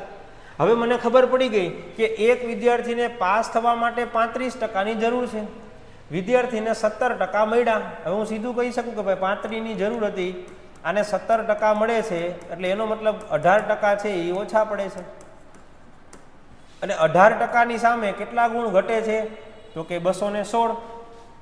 તો 18% એ 216, તો 100% એ કેટલા? આપણે સીધું પેલા સવાલનો જવાબ કે કુલ કેટલા ગુણની પરીક્ષા હશે અહીંથી મેળવી શકીએ. કઈ રીતે? તો કે 216 ગુણ્યા 100 ભાગ્યા કરીએ છીએ 18. છેદ ઉડતા હશે 100%ની વાત છે. ક્યારેય એવું ન બને કે માર્ક છે એ ક્યારેય પોઈન્ટમાં આવે, પણ આપણે નો ખ્યાલ આવતો હોય તો થોડીક તકલીફ થાય. તો અહીંયા સીધો જવાબ મેળવીએ. 216 ભાગ્યા 18 કરીએ તો હું 18નો ઘડિયો ચલાવું તો થાય પેલા 18 એકા ને 18. હવે 21 માંથી 18 જાય એટલે કેટલા વધશે? તો કે 19, 20 ને 21, 3 વધ્યા. 3ની બાજુમાં છગડો મૂકું છું એટલે 36 થયા. તો 18 દૂને 36 એટલે 12 વડે છેદ ઉડ્યા. એટલે સવાલનો જવાબ મળી ગયો કે કુલ પરીક્ષા કેટલા ગુણની હશે? તો કે કુલ પરીક્ષા છે એ કેટલા ગુણની? તો કે 1200 ગુણની પરીક્ષા હશે. જો મેં ભાગાકાર મોઢે કર્યો, જો તમને એવું લાગે કે મારે મોઢે ભાગાકાર નથી કરવો, 216 ભાગ્યા 18 કરજો, જવાબ કેટલો મળશે તમને? 12. પણ જેટલો ભાગાકાર ગુણાકાર મોઢે કરશો એટલો સમય બચશે. ઓડું આપણે છેલ્લે પેજ ફેરવવા જઈએ, પાછળ રફ કામની ગણતરી કરીએ અને પછી પાછું આપણે ગણવા જઈએ, બરાબર? એવું નથી કરવાનું. હાલ આગળ બીજો સવાલ, પાસ થવા કેટલા ગુણની જરૂર છે? જો 2 રીતે કરી શકાય. મને ખબર છે પાસ થવા 35%ની જરૂર છે, હું 1200ના 35% કરી શકું. પણ આપણે કામ કરીએ, આપણે આમ નથી કરવું, તો આપણે આમ કરીએ કે 18% એ 216, તો 35% એ કેટલા? તો 35% એ કેટલા? હવે આ મને ખબર પડી ગઈ કે 18 માંથી 216 કરવા હોય તો ગુણ્યા 12 કરવા પડે. અહીંયાથી ખબર પડી, બાકી એમ સીધી ખબર ન પડી જાય. આપણે એટલા બધા જાણકાર નથી કે આમ જોઈને ખબર પડી જાય, તો પાકું કરેલું હોય એવું લાગે. અહીંયા ગણ્યું છે એટલે હું અહીંયા લખી નાખું છું. તો હવે મારે સીધું 35 ગુણ્યા 12 કરવાના છે. તો 35 ગુણ્યા 10 કરું એટલે 350 થાય, અને 35 ગુણ્યા 2 કરવું એટલે 70 થાય. તો 350 ને 70 બે ભેગા કરવું એટલે સવાલનો જવાબ મળી ગયો કે પાસ થવા કેટલા જરૂરી છે? તો કે પાસ થવા જરૂરી છે કેટલા? 420 ગુણ. હવે આ જ કન્સેપ્ટ અહીંયા લખીએ કે 18% એ 216 તો 17% એ કેટલા, એટલે અહીંયા ખબર પડી કે 18 આ ગુણ્યા 12 કરવા પડશે. તો હવે 18 માં 17 કરવાના છે ને, એટલે ખાલી 216 માંથી 12 બાદ જ કરવાના હોય ખાલી. તો 216 માંથી 12 બાદ થઈ જાય એટલે સવાલનો જવાબ પડી ગયો કેટલો, 204. શું કામ? આ 18% ને હતા ને એની જગ્યાએ મેં અહીંયા ગુણ્યા 12, આ ગુણ્યા 12 છે ને એનો મતલબ એનો 1% થયો કે 1% બરાબર 12 થયા. જો એમાં કર્યું ને 1% બરાબર 12 તો 100% બરાબર તો કે 1200. તો 1% બરાબર 12 છે, 18% 216 થાય તો 17% કરવા હોય તો 1 બાદ કરી દેવાનું. હાલો ભલે 17 નહીં, માની લો કે મને 20% પૂછ્યા હોત તો શું કરવાનું, તો કે સાહેબ 2%, 12 દૂને 24, આ 216 છે ને એમાં 24 મારે શું કરવા પડશે, પ્લસ કરવા પડશે. જો આવો નાના નાના કન્સેપ્ટ યાદ રાખતા જશો ને તો પણ તમને ઘણી બધી વખત સવાલના જવાબ આપવા સહેલા પડી જશે. એટલે વિદ્યાર્થીઓને કુલ કેટલા ગુણ મળ્યા હશે, તો વિદ્યાર્થીને મળ્યા હશે 204. આ 3 સવાલનો જવાબ આપણે અહીંયા મેળવી લીધો. ખાલી દાખલો છે ને રીત અલગ છે, બાકી તો જે 2% વાળીની બાદબાકી કરેલી હતી એ 2% વાળીની બાદબાકી આધાર જ આપણે અહીંયા વાત કરી છે, એટલે એમાં કંઈ બીજું કંઈ વિચારવા જેવું છે નહીં. આગળ વાત કરીએ કોઈ નવી મેથડ. શું મેથડ છે? જો મેથડ તો આ જ હાલે છે આપણી, કઈ તો કે વિદ્યાર્થીઓના માર્ક આધારિત, પણ એમાં દાખલો કઈ રીતે ફેરવીને અલગ અલગ રીતે પૂછાય. તો જો એમાં આ રીતે પૂછાય. એમાં મને કીધું છે કે એક વિદ્યાર્થીને પાસ થવા માટે 30% ગુણ, આ બોનસ છે. આ દાખલો પૂછાય એટલે બોનસ કહેવાય, પણ તમને ખબર પડવી જોઈએ તો કે એક વિદ્યાર્થીને પાસ થવા માટે 30% ગુણની જરૂર છે. 140 ગુણ મળ્યા અને 40 ગુણથી નાપાસ થયો. હું તમને કહું 35 ગુણે પાસ થાય છે. 25 ગુણ મળ્યા અને 10 ગુણે નાપાસ થયો, તો બેનો મતલબ સરખો થયો કે નહીં? તો 25 ગુણ મળ્યા 10 ગુણે નાપાસ થયો એટલે પાસ થવા જરૂરી કેટલા થઈ ગયા? 35. તો અહીંયા કીધું છે 140 ગુણ મળ્યા 40 ગુણથી નાપાસ થયો, તો હું કહી શકું 140 મળ્યા 40 ઓછા તો 180 છે એ પાસ થવા જરૂરી થઈ ગયા. પાસ થવા જરૂરી થઈ ગયા કે ન થઈ ગયા? 25 અને 10 એટલે 35, તો એમ 140 અને 40 એટલે 180. અને કીધું જ છે કે ટકાવારી કેટલી જરૂરી છે? 30. તો 30% એ 180, તો 100% એ કેટલા? 30 છક 180, 100 છક અને કેટલા થઈ ગયા? 600. મને સવાલનો જવાબ મળી ગયો કે કુલ કેટલા ગુણની પરીક્ષા હશે, તો કે કુલ 600 ગુણની પરીક્ષા હશે. આ બોનસ છે. આવો દાખલો પૂછાય તો 10 સેકન્ડમાં સવાલનો જવાબ મળી જ જવો જોઈએ, પણ મેઇન કન્સેપ્ટ કે પાસ થવા જરૂરી ગુણ કેટલા છે? જરૂરી ગુણ છે 180, જરૂરી ટકા છે 30. એક જ વ્યક્તિ છે, 30% જરૂરી છે, 180 જરૂરી છે, એટલે તમે બે વસ્તુની કમ્પેરિઝન કરી શકો છો. હાલો આવો જ એક બોનસ આધારિત દાખલો બીજો જોઈ લઈએ. બીજો દાખલો કીધો છે એક વિદ્યાર્થીને પાસ થવા માટે 40%ની જરૂર છે.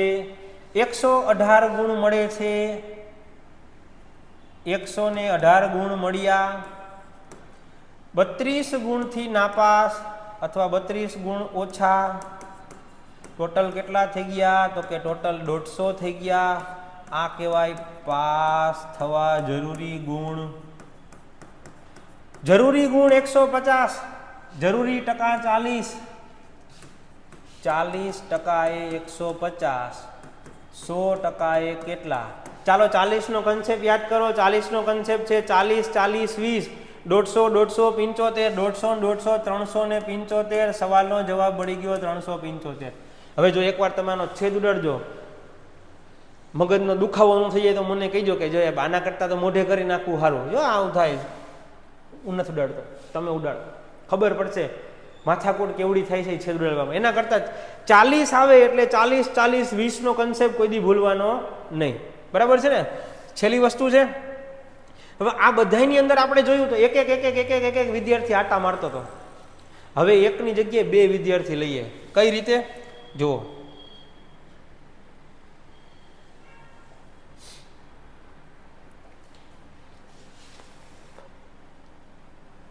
એક વિદ્યાર્થીને 30% ગુણ મળે છે અને 5 ગુણથી નાપાસ થાય છે. જ્યારે બીજો વિદ્યાર્થી જેને 40% ગુણ મળે છે અને પાસ થવા કરતાં 10 ગુણ વધુ મળે છે. અત્યાર સુધી એકલાની વાત હતી, હવે એકલાની વાત નથી. હવે કેટલા વ્યક્તિઓ આવી ગયા? 2. રીત કઈ છે સમજાવું. એક વ્યક્તિ એવો છે કે જેને ઘટે છે કે ભાઈ માની લો કે આપણે જે 35%નું ઉદાહરણ હતું કે ભાઈ એને ખરેખર 30 માર્ક મળ્યા હોત ને તો વાંધો નહોતો. 30% માર્ક મળ્યા, 5 ઘટ્યા. એક કન્સેપ્ટ તમારે યાદ રાખવાનો, જેને ઘટે છે એને આપી દેવાનું. કુદરતનો નિયમ છે, જેને ઘટે છે એને આપી દો. જેની પાસે વધે છે એની પાસેથી લઈ લ્યો. ઘટે છે એને આપી દો, વધે છે એની પાસેથી લઈ લ્યો. આપણે બધાને કેવા બનાવી દેવાના? સરખા બનાવી દેવાના. બસ બીજું કાંઈ આપણે વિચારવાનું છે નહીં. પણ યાદ રાખજો, ટકા ટકાની રીતે ભેગા થશે, માર્ક માર્કની રીતે ભેગા થશે. બસ બીજું કાંઈ વિચારવાનું નથી. 2 જુદા જુદા વ્યક્તિ છે. જો આમ સમજો કે માની લો કે આ એ વ્યક્તિ છે અને આ બી વ્યક્તિ છે. આની પાસે 10,000 છે, આની પાસે માની લો કે 12,000 છે. આપણે બહુ જાજા નથી દેવા. આ બેન સરખા કરવા હોય તો શું કરવું પડે? તો કે આ બેન સરખા કરવા હોય તો મને ખબર છે સાહેબ, આમાંથી -1000 કરો એટલે 11,000 થઈ ગયા, અને આમાં 1,000 પ્લસ કરો એટલે 11 થઈ ગયા. આ બંને બરાબર થઈ ગયા કહેવાય કે ન થઈ ગયા કહેવાય? મેં કયા નિયમ લગાડ્યા? તો કે જો ઘટે છે એને આપી દો, વધે છે એની પાસેથી લઈ લ્યો, એટલે બે કેવા થઈ ગયા કહેવાય? સરખા. બસ આ જે નિયમ છે કે વધે છે એને આપી દો, ઘટે છે એને આપી દો, વધે છે એની પાસેથી લઈ લ્યો. આ જ રીત આપણે અહીંયા માર્કમાં ઉપયોગ કરવાની છે. કેવી રીતે? તો કે એક વિદ્યાર્થીને 30% ગુણ મળે છે અને 5 ગુણથી નાપાસ થયો. જે નાપાસ થયો ને એને ઘટતા હોય, એટલે તો કે 30% +5. કોના 30% એ ભૂલી જાઓ, આપણે કંઈ જરૂરી નથી. આપણે માટે તો મહત્વનું એ છે કે 30% કરો. જ્યારે બીજો વિદ્યાર્થી છે એને 40% મળે છે અને 10 ગુણ વધુ મળે છે. બીજો છે ને એને 40% મળે છે અને 10 ગુણ વધુ મળે છે. આને ઘટે છે એને આપી દો, આને વધે છે એની પાસેથી લઈ લ્યો. હવે આ બે કેવા થઈ ગયા કહેવાય? સરખા. રેડી? બસ આ જ કન્સેપ્ટ આપણે આગળ ચલાવવાનો છે. ઘટે છે એને આપી દો, વધે છે એની પાસેથી લઈ લ્યો. હવે હરખા ભેગા કરવા પડે. ટકાવાળા એક બાજુ ભેગા કરવા પડશે, માર્કવાળા એક બાજુ ભેગા કરવા પડશે. એટલે જો તમે 30% અને 40% છે તો જો 30 આ બાજુ આવવા દો અને 10 આ બાજુ આવવા દો, એટલે થઈ જાય 10 + 5 અને આ થઈ ગયા 40% - 30%. તો 40% માંથી 30% જાય અને 10 ને 5 15, એટલે હું આમ કહી શકું કે 10% બરાબર કેટલા થઈ ગયા? તો કે 10% બરાબર 15 ગુણ. તો પેલો સવાલ 100% એ કેટલા? આમાંથી આમાં 1 0 વધે તો આમાંથી આમાં 1 0 વધારી દો. સવાલનો જવાબ મળી ગયો. કેટલા ગુણ આવશે? 150 ગુણ. આ પેલો સવાલનો જવાબ મળી ગયો. આ જે છે એને કહેવાય મારા કુલ ગુણ. શું કહેવાય? કુલ. કારણ કે આપને ખબર છે જ્યારે કંઈ પણ વાત ન કરીએ તો સીધું આટલું જ પૂછાય કે કુલ કેટલા ગુણની પરીક્ષા હશે. જેના વિશે વાત કરો છો એના તો હંમેશા કેટલા ટકા લેવાના છે? 100% લેવાના છે.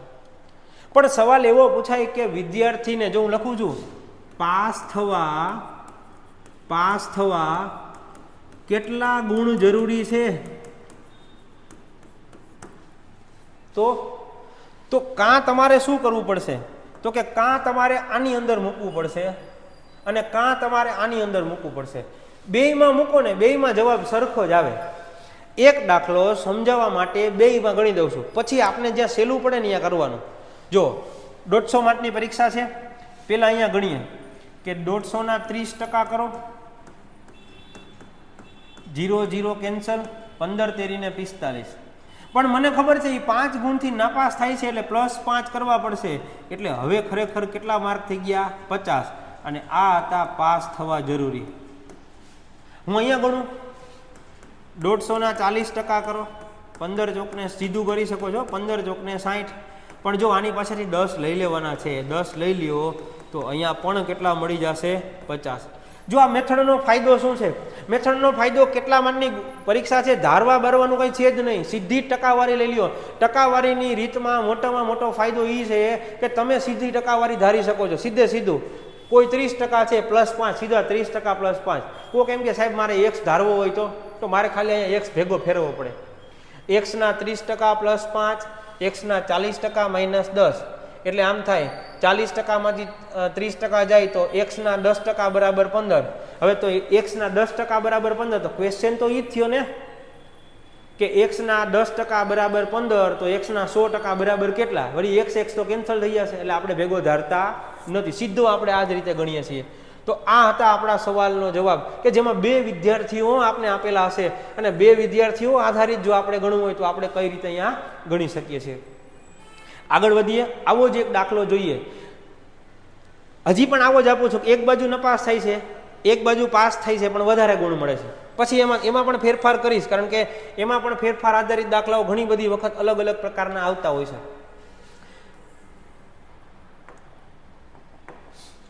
એક વિદ્યાર્થીને 27% ગુણ મળે છે અને 37 ગુણથી નાપાસ થાય છે. સીધું લખવાનું 27% પ્લસ 37 ઘટે છે એને આપી દો. જ્યારે બીજો વિદ્યાર્થી જેને 38% ગુણ મળે છે અને પાસ થવા કરતાં 18 ગુણ વધુ મળે છે એટલે એની પાસેથી લઈ લ્યો. ઘટે છે એને આપી દો, વધે છે એની પાસેથી લઈ લ્યો, ઘટે છે એને આપી દો, વધે એની પાસેથી લઈ લ્યો.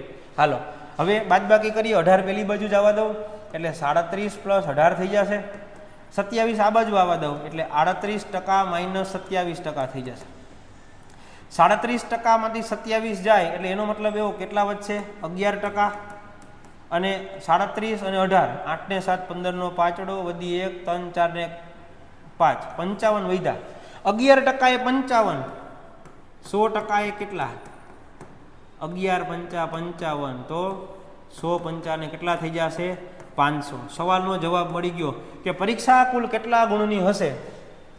આ સવાલનો જવાબ નથી. શું કામ? શું પૂછ્યું? પાસ થવા કેટલા ગુણની જરૂર પડે. હવે હું અહીંયા પણ મૂકી શકું અને અહીંયા પણ મૂકી શકું, મને જ્યાં અનુકૂળ આવે ત્યાં મૂકી શકું. કાં મારે કોઈ રકમના 27% કરવા પડશે, કાં મારે કોઈ રકમના 38% કરવા પડશે. ટકાવારી કઈ રીતે ગણી શકાય? મેં તમને વાત કરી હતી કે ટકાવારી ગણવી હોય તો હંમેશા 10-10 નો કન્સેપ્ટ યાદ રાખવાનો. 10-10 1-1. જો મારે 27% કરવા છે 500ના, સીધા 27% નથી કરવા, નકર 27 5 135 કરી શકો, એવું કઈ વાંધો નથી. 27% કરવા છે, હું એક કામ કરું, હું 30% કરું. 500ના 30% કરો, 5 તેરી 15, 150 આવ્યા. પણ 27 કરવાના છે, 3% બાદ કરું, 150 માંથી 3 જાય તો સોરી 500ના 3% એટલે 5 તેરી 15, 150 માંથી 15 જાય તો 135. એમ નથી કરવું, 38% કરવા છે. 38 નો નિયમ નથી, નિયમ છે 10-10-10 1-1-1. 40% કરો, 15 ચોક 60 કરો એટલે કેટલા આવે? 600. 600 છે એમાંથી 600 છે એ તો 40% થયા, હજી 2% ઘટાડવાના છે. તો 500ના 2% કરો એટલે 10. બરાબર? તો એનો મતલબ એવો થઈ ગયો કે 200 માંથી 10 ઘટે 190, પણ 190 માંથી 18 માઇનસ કરવા પડશે અને 135 માં 37 પ્લસ કરવા પડશે. બે રીતે કરી શકાય, તમને જેમ અનુકૂળ આવે. આપણે કન્સેપ્ટ કઈ રીતે કરવાનું, તમને મજા આવે એમ કરીએ. આપણે બે બાજુ કરીએ, મારે તમને સમજાવવા માટે બે બાજુ ગણતરી કરવાની છે. હું લખું છું કે 500ના પેલા 27% કરવું એટલે 27 ભાગ્યા 100, પણ પ્લસ કેટલા કરવા પડશે મારે? 37. અને જો હું 500ના 38% કરું તો મારે માઇનસ કેટલા કરવા પડશે? 18. 0 0 કેન્સલ, બે બાજુ સીધું. 27 5 કરો તો 135 થાય. 135 પ્લસ 37 કરી દો. 7 ને 5 12 નો બગડો, વધી 1 3 ને 3 6 ને 1 7, 1 ના 1. પાસ થવા માટે કેટલા ગુણની જરૂર છે? 172. આ બાજુ કરીએ.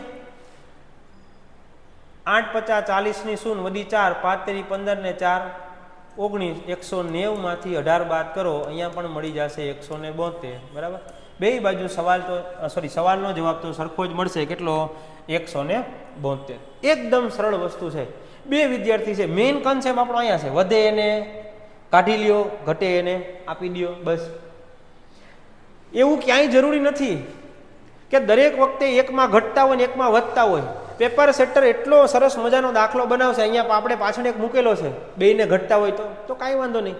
બેયને ઘટતા હોય તો બેયને આપવાના, બે પાસે વધતા હોય તો બે પાસેથી લઈ લેવાના.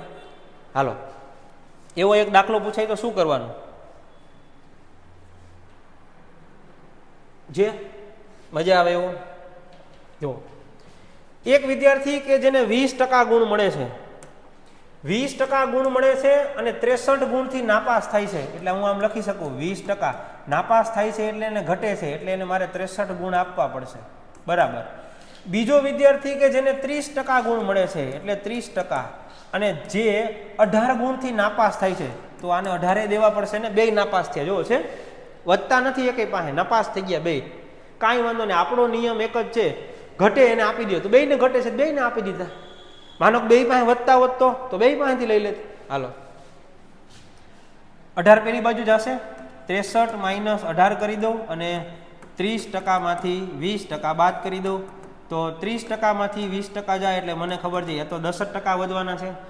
63 માંથી 18 જાય એટલે કેટલા વધશે? તો કે 8, 8 ને 5 13 નો તગડો, વધી 1 ને 1 2 ને 4 6, કેટલા વધ્યા? 45. 10% એ 45, તો 100% એ તો સીધા મળી ગયા કેટલા? 450. હવે પાસ થવા કેટલા ગુણની જરૂર પડે? કાં તમે અહીંયા 20% કરો તો પ્લસ 63 કરવાના, 30% કરો તો પ્લસ 18 કરવાના. બે બાજુ ગણીએ, કારણ કે ગણતરી તમને ખબર છે, આપણે બે બાજુ કરીએ. હવે 10% 45 છે, આમ લખાય ને 20% પ્લસ 63 અને 30% પ્લસ 18. બે બાજુ સવાલનો જવાબ તો સરખો જ મળશે. 10% 45 થાય તો 20%, તો કે 90. 90 પ્લસ 63, તો 10% 45 હોય તો 30%, તો 3 વાર ગુણવા પડશે. 45 નું 90, 9 ને 4 13, 135 પ્લસ 18. હાલો સરવાળો કરી દો. આ થઈ ગયા 153 અને આ થઈ ગયા 153.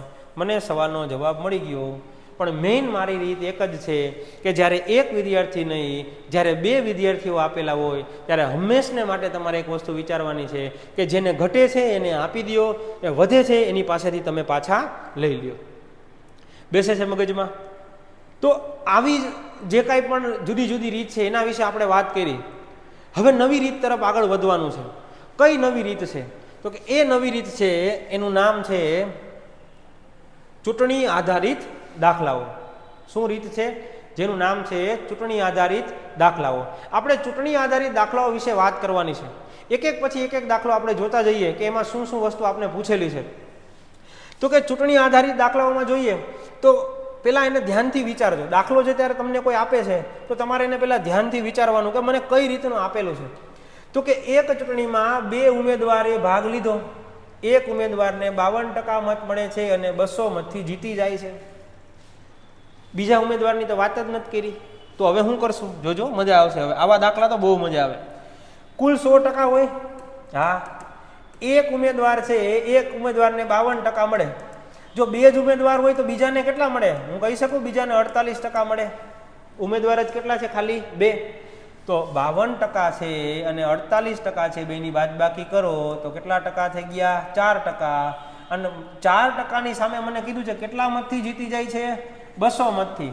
તો 4% એ 200, તો 100% એ કેટલા?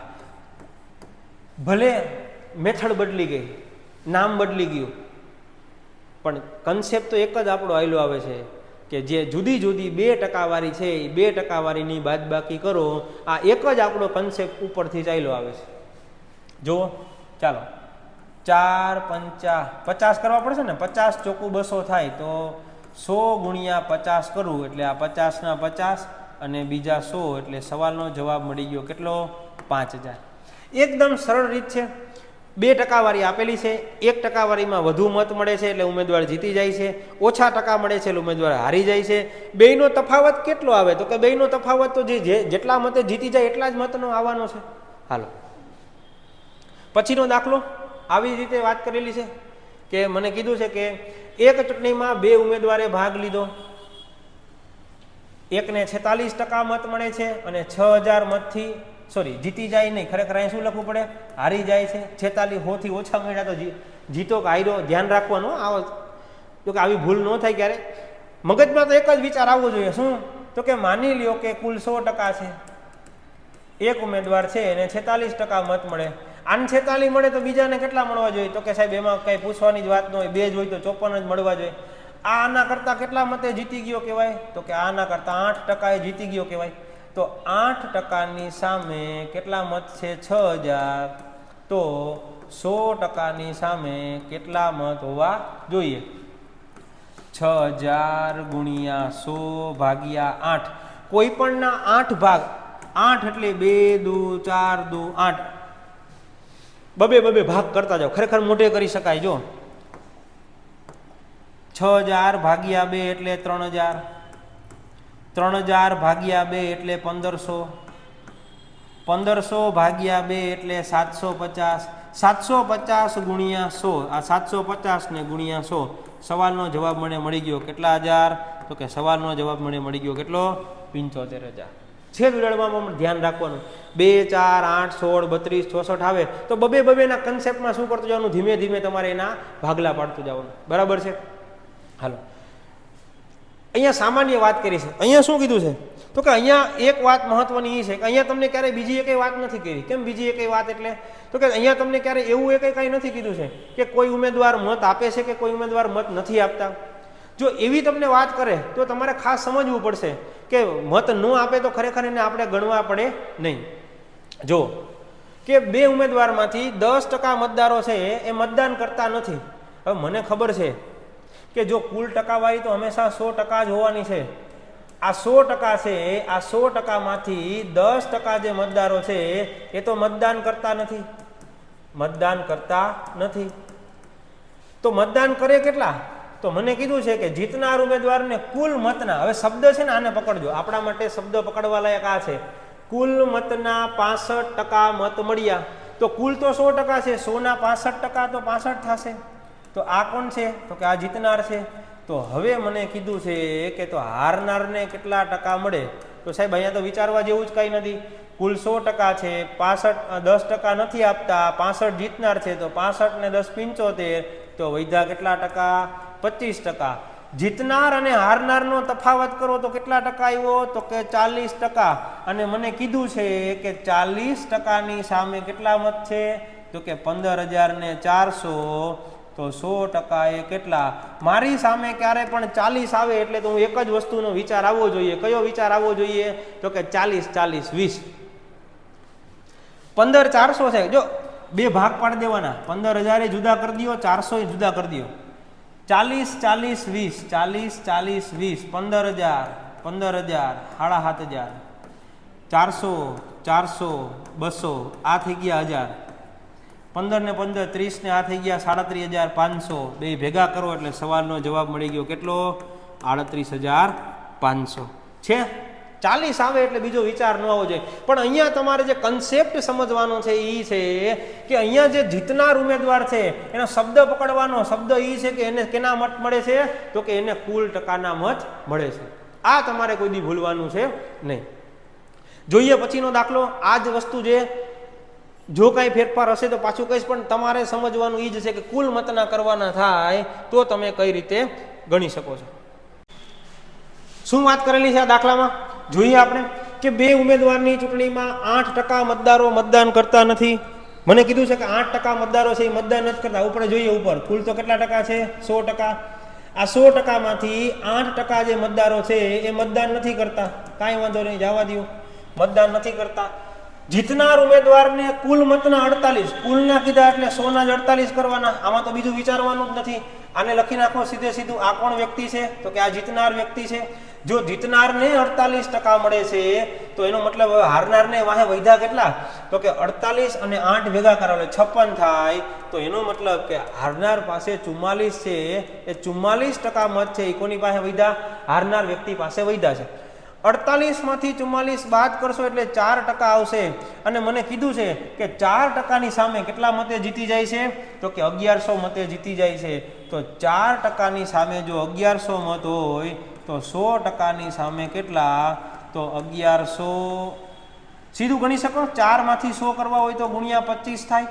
તો 1100 ને ગુણ્યા 25 કરો તો 25 ગુણ્યા 11 એટલે 275. સવાલનો જવાબ મળશે 27500. પણ ગણતરી કરશો તો પણ તમને આ જ રીતે મળશે. ભાગ્યા 4 કરો, 25 ચોકું 100 કરો, 25 ગુણ્યા 1100 કરો એટલે કેટલા મળશે? 27500. આ દાખલામાં જરાય ચિંતા જેવો કોઈ વિષય નથી. શું કામ? કારણ કે આ દાખલામાં તમને હંમેશા એક શબ્દનો ઉલ્લેખ કર્યો છે કે અહીંયા તમારે જે કાંઈ પણ ગણતરી કરવાની છે હંમેશા કોની લેવાની છે? તો કે અહીંયા તમારે લેવાની છે કુલ મતના. હવે કુલ મતના ન હોય તો તમારે શું કરવું પડે? જોઈએ પછીનો દાખલો, સીધો દાખલો આખો સમજાવું, પછી આગળ વાત કરીએ. જો મને કીધું છે કે એક ચૂંટણીમાં 2 ઉમેદવારે ભાગ લીધો. આ ચૂંટણીમાં 24,000 મતદારો છે. સીધો દાખલો છે, મેં તમને કીધું એમ ઉપર 24,000 આપેલા છે. 20% મતદારો મતદાન કરતા નથી. આ 24,000 જે છે, આ 24,000માંથી 20% મતદારો છે એ મતદાન નથી કરતા. 24 ના 20% કરો એટલે 4800 આવશે. તો હું કહી શકું કે આ મતદારો મતદાન ન કરે તો હવે કેટલા ટકા વધ્યા? 80% મતદારો છે એ મતદાન કરશે અને 80% મતદારો મતદાન કરે. આનો મતલબ એવો વધ્યા કેટલા? તો કે 19,200. જીતનાર ઉમેદવારને મળેલા મતના, હવે ખાસ શબ્દ પ્રયોજન છે એ ખાસ તમારે ધ્યાનમાં લેવો, મળેલા મતના. હવે આ લોકો તો મત દેવા આવ્યા જ નથી. મત દેવા ખાલી આવ્યા કેટલા? એટલે મારે અહીંયા અલગ 19,200 કાઢવા પડ્યા. નકર તો હું સીધું કરી નાખ 24,075% નહીં. અહીંયા મત દેવા આવ્યા કેટલા? તો કે 19,200 છે ને એ મત દેવા આવ્યા છે. હવે મારે બધું ભૂલી જવાનું. હવે મારે ખાલી કોને પકડવાના? હવે મારે પકડવાના છે ખાલી 19,200 ને. હાલો, જીતનાર ઉમેદવારને 19,200 કેટલા ટકા મત મળે છે? તો કે આ જીતનાર છે એને મળે છે 75%. હવે આપણે કન્સેપ્ટ સમજવાનો છે. આ જીતનાર છે તો હવે હારનારનો શું વારો આવશે? એના ટકા કેટલા? ઘણા વિદ્યાર્થીઓ ભૂલ કરે. શું ભૂલ કરે? એ આવું વિચારે, અહીંયા 80 છે, અહીંયા 75 લખે અને પછી 5 લખી નાખે. ના, તમારે એક વાત હંમેશા યાદ રાખવાની કે જે જગ્યાએ વાત કરતા હોય આ જગ્યાએ હંમેશા 100% થવા જોઈએ. બસ, બીજું કાંઈ નહીં. કારણ શું કે હવે આ બધું તો ભૂલી જાઓ. હવે હું વાત જ ખાલી 19,200 કરું છું. હવે આને કોઈને મારે ધ્યાનમાં લેવાના જ નથી. એટલે હું જ્યાં વાત કરું છું ત્યાં મારે 100 થવા જોઈએ. જો અહીંના 100 પૂરા થઈ ગયા, હવે અહીંના 100 આપણે કેમ ઓલા લોહીના સંબંધ દાખલામાં કે જે એક પેઢી હાલતી હોય તો એક લાઇનસર જ હોવી જોઈએ, એવી રીતે અહીંયા પણ જે પેઢી હાલતી હોય ત્યાં હંમેશા 100% થવા જોઈએ. તો અહીંયા 100 પૂરા થઈ ગયા. અહીંયા 100 કરવા માટે અહીંયા ફરજિયાત કેટલા લેવા પડશે? 25%.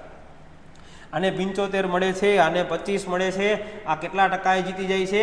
તો કે 50%. પણ કોના 50%? હજી કહું છું, આ 50% કોના? તો કે 19,200 અને જો તમે 19,200 તમે 50% કરો તો યાદ રાખજો. હવે કોકને એમ થાય સાહેબ આ ભાગાકાર કેમ કરવો? કાંઈ વાંધો નહીં, 19 ભૂલી જાઓ. 18 આવડે? 18 ના 50% કરો તો કેટલા થઈ ગયા? 9,000.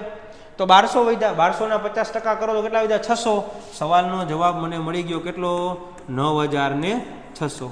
તો આ જે વાત હતી એ સીધા દાખલા આધારિત હતી. પણ આપણો મેઇન કન્સેપ્ટ એ છે કે આગલા દાખલામાં કુલ મતના હતા, અહીંયા કન્સેપ્ટ કોના આધારિત છે? મળેલા મતના. અને મળેલા મતનો એક જ કન્સેપ્ટ છે, જે જગ્યાએ વાત હોય, જે જગ્યાએ વાત હોય ત્યાં હંમેશા શું થવું જોઈએ? તો કે ત્યાં હંમેશા 100% થવા જોઈએ. બસ આ જ વસ્તુ વિચારવાની છે, બીજું કાંઈ તમારે અલગ વિચારવાનું નથી. હજી એક આવો દાખલો એના પછીનો જોતા જઈએ એટલે તમને વધુ આઈડિયા આવશે કે દાખલામાં શું વાત કરેલી છે. જુઓ 40 નંબરનો દાખલો. આ જ રીતે એક ચૂંટણીમાં 30,000 મતદારો છે. હાલો, આ 30,000 લખ્યા. 30,000 મતદારમાંથી 10% મતદારો મતદાન નથી કરતા. આ 10% મતદારો મતદાન નથી કરતા. 10% મતદારો મતદાન નથી કરતા એટલે 90% મતદાન કરે છે. એટલે આ 3,000 મતદારો મતદાન નથી કરતા તો 27,000 મતદારો મતદાન કરે છે. જીતનાર ઉમેદવારને મળેલા મતના 60% મળ્યા. હાલો, આના 60% કોને મળે છે? તો કે આ જીતનાર છે. તો હવે ભૂલાવું ન જોઈએ. તો આના હારનારને કેટલા ટકા મત મળે? તો કે નિયમ પ્રમાણે જે જગ્યાએ વાત થાય, જે જગ્યાની વાત હોય ત્યાં 100% થવા જોઈએ. 100% થવા જોઈએ. 100% થવા જોઈએ. તો અહીંયા 60 છે તો અહીંયા કેટલા લખવાના? 40. 60% માંથી 40% જાય એટલે 20%. અને કોના 20%? તો કે 27,000 20%. સીધા લખી નાખું છું, કેટલા આવશે? નથી લખવાનો. 27,000 ગુણ્યા 20 ભાગ્યા 100 એટલે આવશે 5,400. ક્લિયર? તો આ વાત હતી આપણા સીધા દાખલા આધારિત. હવે આ જ દાખલો પૂછાય, પણ આવી રીતે નહીં તો કેવી રીતે પૂછાય? તો આ જ દાખલો તમને પેપરમાં આપશે, ખાલી ફરક એટલો હશે કે આ 30,000 નહીં આપે અને આપશે કોણ? આપશે કેટલા? 5,400. જોઈએ આગળ કે શું શું વાત કરેલી છે આપણી દાખલાની અંદર. એક દાખલો છે આપણા માટે. હવે આખો કન્સેપ્ટ સમજાવવાનો પ્રયત્ન કરું છું કે એક ચૂંટણીમાં 2 ઉમેદવારે ભાગ લીધો, 20% મતદારો મતદાન નથી કરતા. હવે ઉપર કંઈક હોત તો એની ટકાવારી કરત ને, ઉપર તો કંઈ છે જ નહીં. માનો મને કીધું હોત કે કુલ 5,000 છે તો 5,000 લેત, તો ઉપર લેવા કેટલા? આ દાખલાની મસ્ત મજાની મજા એ છે કે જ્યારે કાંઈ ન આપે ને તો હારામાં હારું કેટલા ઉપર મત કેટલા લેવાના. આપણે ગણિતમાં પહેલો વિચાર આવો આવે કે સાહેબ કાંઈ ન કીધું હોય ને તો 100 ધારવાના. હું થોડોક અલગ રીતે વસ્તુ સમજાવું છું કે કોણે કીધું એવા 100 ધારો. આવું આવે ને ત્યારે 100 નહીં ધારવાના, આવું આવે ને ત્યારે કેટલા ધારવાના? 1000. એનો મતલબ ધારો કે મત કેટલા છે? 1000. મેં 1000 ધાર્યા હોય એવું જરૂરી નથી. તમે 100 ધારી શકો છો. 100 ધારો તો જવાબ ઈ જ આવશે. 100 ધારો, 200 ધારો, 500 ધારો, 5000 ધારો, 10,000 ધારો, ગમે એટલા ધારો. આપણે 1000 ધાર્યા, મજા આવે. હાલો હવે આખો દાખલો ગણ નાખો. 20% મતદારો મતદાન નથી કરતા, તો 80% મતદારો મતદાન કરે છે. 20% મતદાન નથી કરતા. 1000 ના 20% કરો એટલે 200. 1000 ના 80% કરો એટલે 800. હવે જીતનાર ઉમેદવારને મળેલા મતના, એટલે મળેલા એટલે હવે કોની વાત કરવાની મારે? અહીંયા 800 ની વાત કરવાની. જીતનાર ઉમેદવારને 70% મત મળે છે. તો જો જીતનારને 70% મત મળે, આ જીત્યો, તો હવે હાર્યો કોણ? હાર્યો નો લખા, આપણે લખા હારનાર. તો 30%. શું કામ? જે જગ્યાએ વાત થતી હોય એ જગ્યાએ હંમેશા 100% થવા જોઈએ. 70 ને 30 100, બેનો તફાવત કરો એટલે 40%. કોના 40%? 800 ના. 800 ના 40% કરો, 8 ચોક ને 32, 320. પણ મજા આવે સાહેબ, છેદુડાડો ને 320. હાલો હવે શું કરવાનું? હવે આવું કરવાનું કે જો મેં 1000 ધાર્યા હતા ત્યારે હું 320 મતે જીતી ગયો, તો હું આમ કહી શકું 320 મતે જીતેલા મત, અહીંયા લખવો, જીતેલા મત 320 હોય તો કુલ મત કેટલા હતા? 1000. હું કેટલા મતે જીતી ગયો? તો કે જો હું 1600 મતે જીતી ગયો હોય તો મારા કુલ કેટલા? હવે માનો કે જો અહીંયા તમે 5000 ધાર્યા હોય ને, તો અહીં લખવાનું કે આટલા એ 5000, તો 1600 એ કેટલા? જો તમે 100 ધાર્યા હોય ને તો આવું કરવાનું, આટલા એ 100, તો 1600 એ કેટલા? મુદ્દો તો અહીંયા જેટલા ધાર્યા હતા ઈ ને અહીંયા જે આવે ઈ બેયને ભેગા લેવાના થશે. તો 1600 ગુણ્યા 1000 ભાગ્યા 320, 0 કેન્સલ. આમ લખાય ને 16 ગુણ્યા 10, એટલે કોઈને ભૂલ ન થાય. 16 દૂને 32, 2 પંચા ને 10, એટલે 5 ગુણ્યા 1000, એટલે કેટલા મળી ગયા? 5000. તો આ વાત હતી આપણા ઊંધેથી દાખલા ગણવાની. ચૂંટણી આધારિત દાખલાઓમાં ઘણી બધી રીત છે, ઘણા બધા કન્સેપ્ટ છે. જેટલી અહીંયા વાત કરેલી છે એટલી વાત તો છે જ. આના સિવાયની પણ ઘણી બધી વાત આપણે આગળ કરેલી છે, પણ આપણે અહીંયા વાત નથી કરવી. તો અહીંયા વાત નથી કરવી. આના માટે થઈને મેં સ્પેશિયલ દાખલા, ચૂંટણી આધારિત દાખલાઓ માટે સ્પેશિયલ લેક્ચર ઉતારેલો છે. માત્ર એની અંદર બીજી એકેય વાત જ નથી. થોડોક જૂનો વિડીયો છે એટલે ખાસ જોજો. આમાં ચૂંટણી આધારિત દાખલાઓની જ વાત કરી છે આપણે, બીજી એકેય વાત જ નથી કરી. આખો વિડીયો જોઈ જાજો, 42 મિનિટ જેવો છે.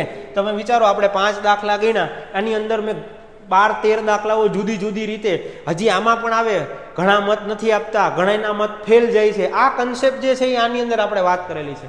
આપ ભૂલાય નહીં, ચૂંટણી આધારિત જે દાખલાઓ છે એની તમામ વિડીયો 12-13 દાખલાઓ છે આપણે આની અંદર કન્સેપ્ટ વાઇઝ સમજાવેલા છે. તો ખાસ તમે આ જોવાનું ભૂલતા નહીં. એટલે તમને ચૂંટણી આધારિત દાખલાઓ છે એના વિશેની સંપૂર્ણ માહિતી તમને આની અંદરથી મળી શકશે. ક્લિયર મિત્રો? તો અહીંયા આપણે ચૂંટણી આધારિત દાખલાઓની ટોટલી વાત કરી લીધી છે. વધીએ આગળ અને એવા એક મસ્ત મજાની ટોપિક વિશે વાત કરીએ કે જે દેખાવમાં પૂછાય તો વિદ્યાર્થી ઘણી બધી વખત મૂંઝાતો હોય, પણ એકદમ સરળ રીત છે. અને એ સરળ રીત એટલે કઈ? તો કે જો પૂછાય ને તો વિદ્યાર્થી એટલો ટેન્શનમાં આવી જાય કે આ દાખલો ગણવો કઈ રીતે. શું પૂછ્યું છે? તો કે એક રકમમાંથી 20% ઘટાડવામાં આવે તો હવે એમાં કેટલા ટકા વધારવામાં આવે કે રકમ પેલા જેટલી થઈ જાય? ખરેખર દાખલો શું છે, આખો કન્સેપ્ટ સમજાવું. ધારો કે કોઈ રકમ 100 છે, એમાં મેં 20% કર્યા, એટલે 20% કર્યા એટલે 20 આવ્યા, એટલે કેટલા થયા? 80. 100 માંથી 20% ઘટાડ્યા એટલે 80 આવ્યા. હવે મને શું પૂછ્યું? હવે 80માં કેટલા ટકા વધારું તો રકમ પેલા જેટલી, એટલે 80ના કેટલા ટકા કરું ને તો એ રકમ પેલા જેટલી, એટલે પાછી કેટલી થઈ જાય? 100.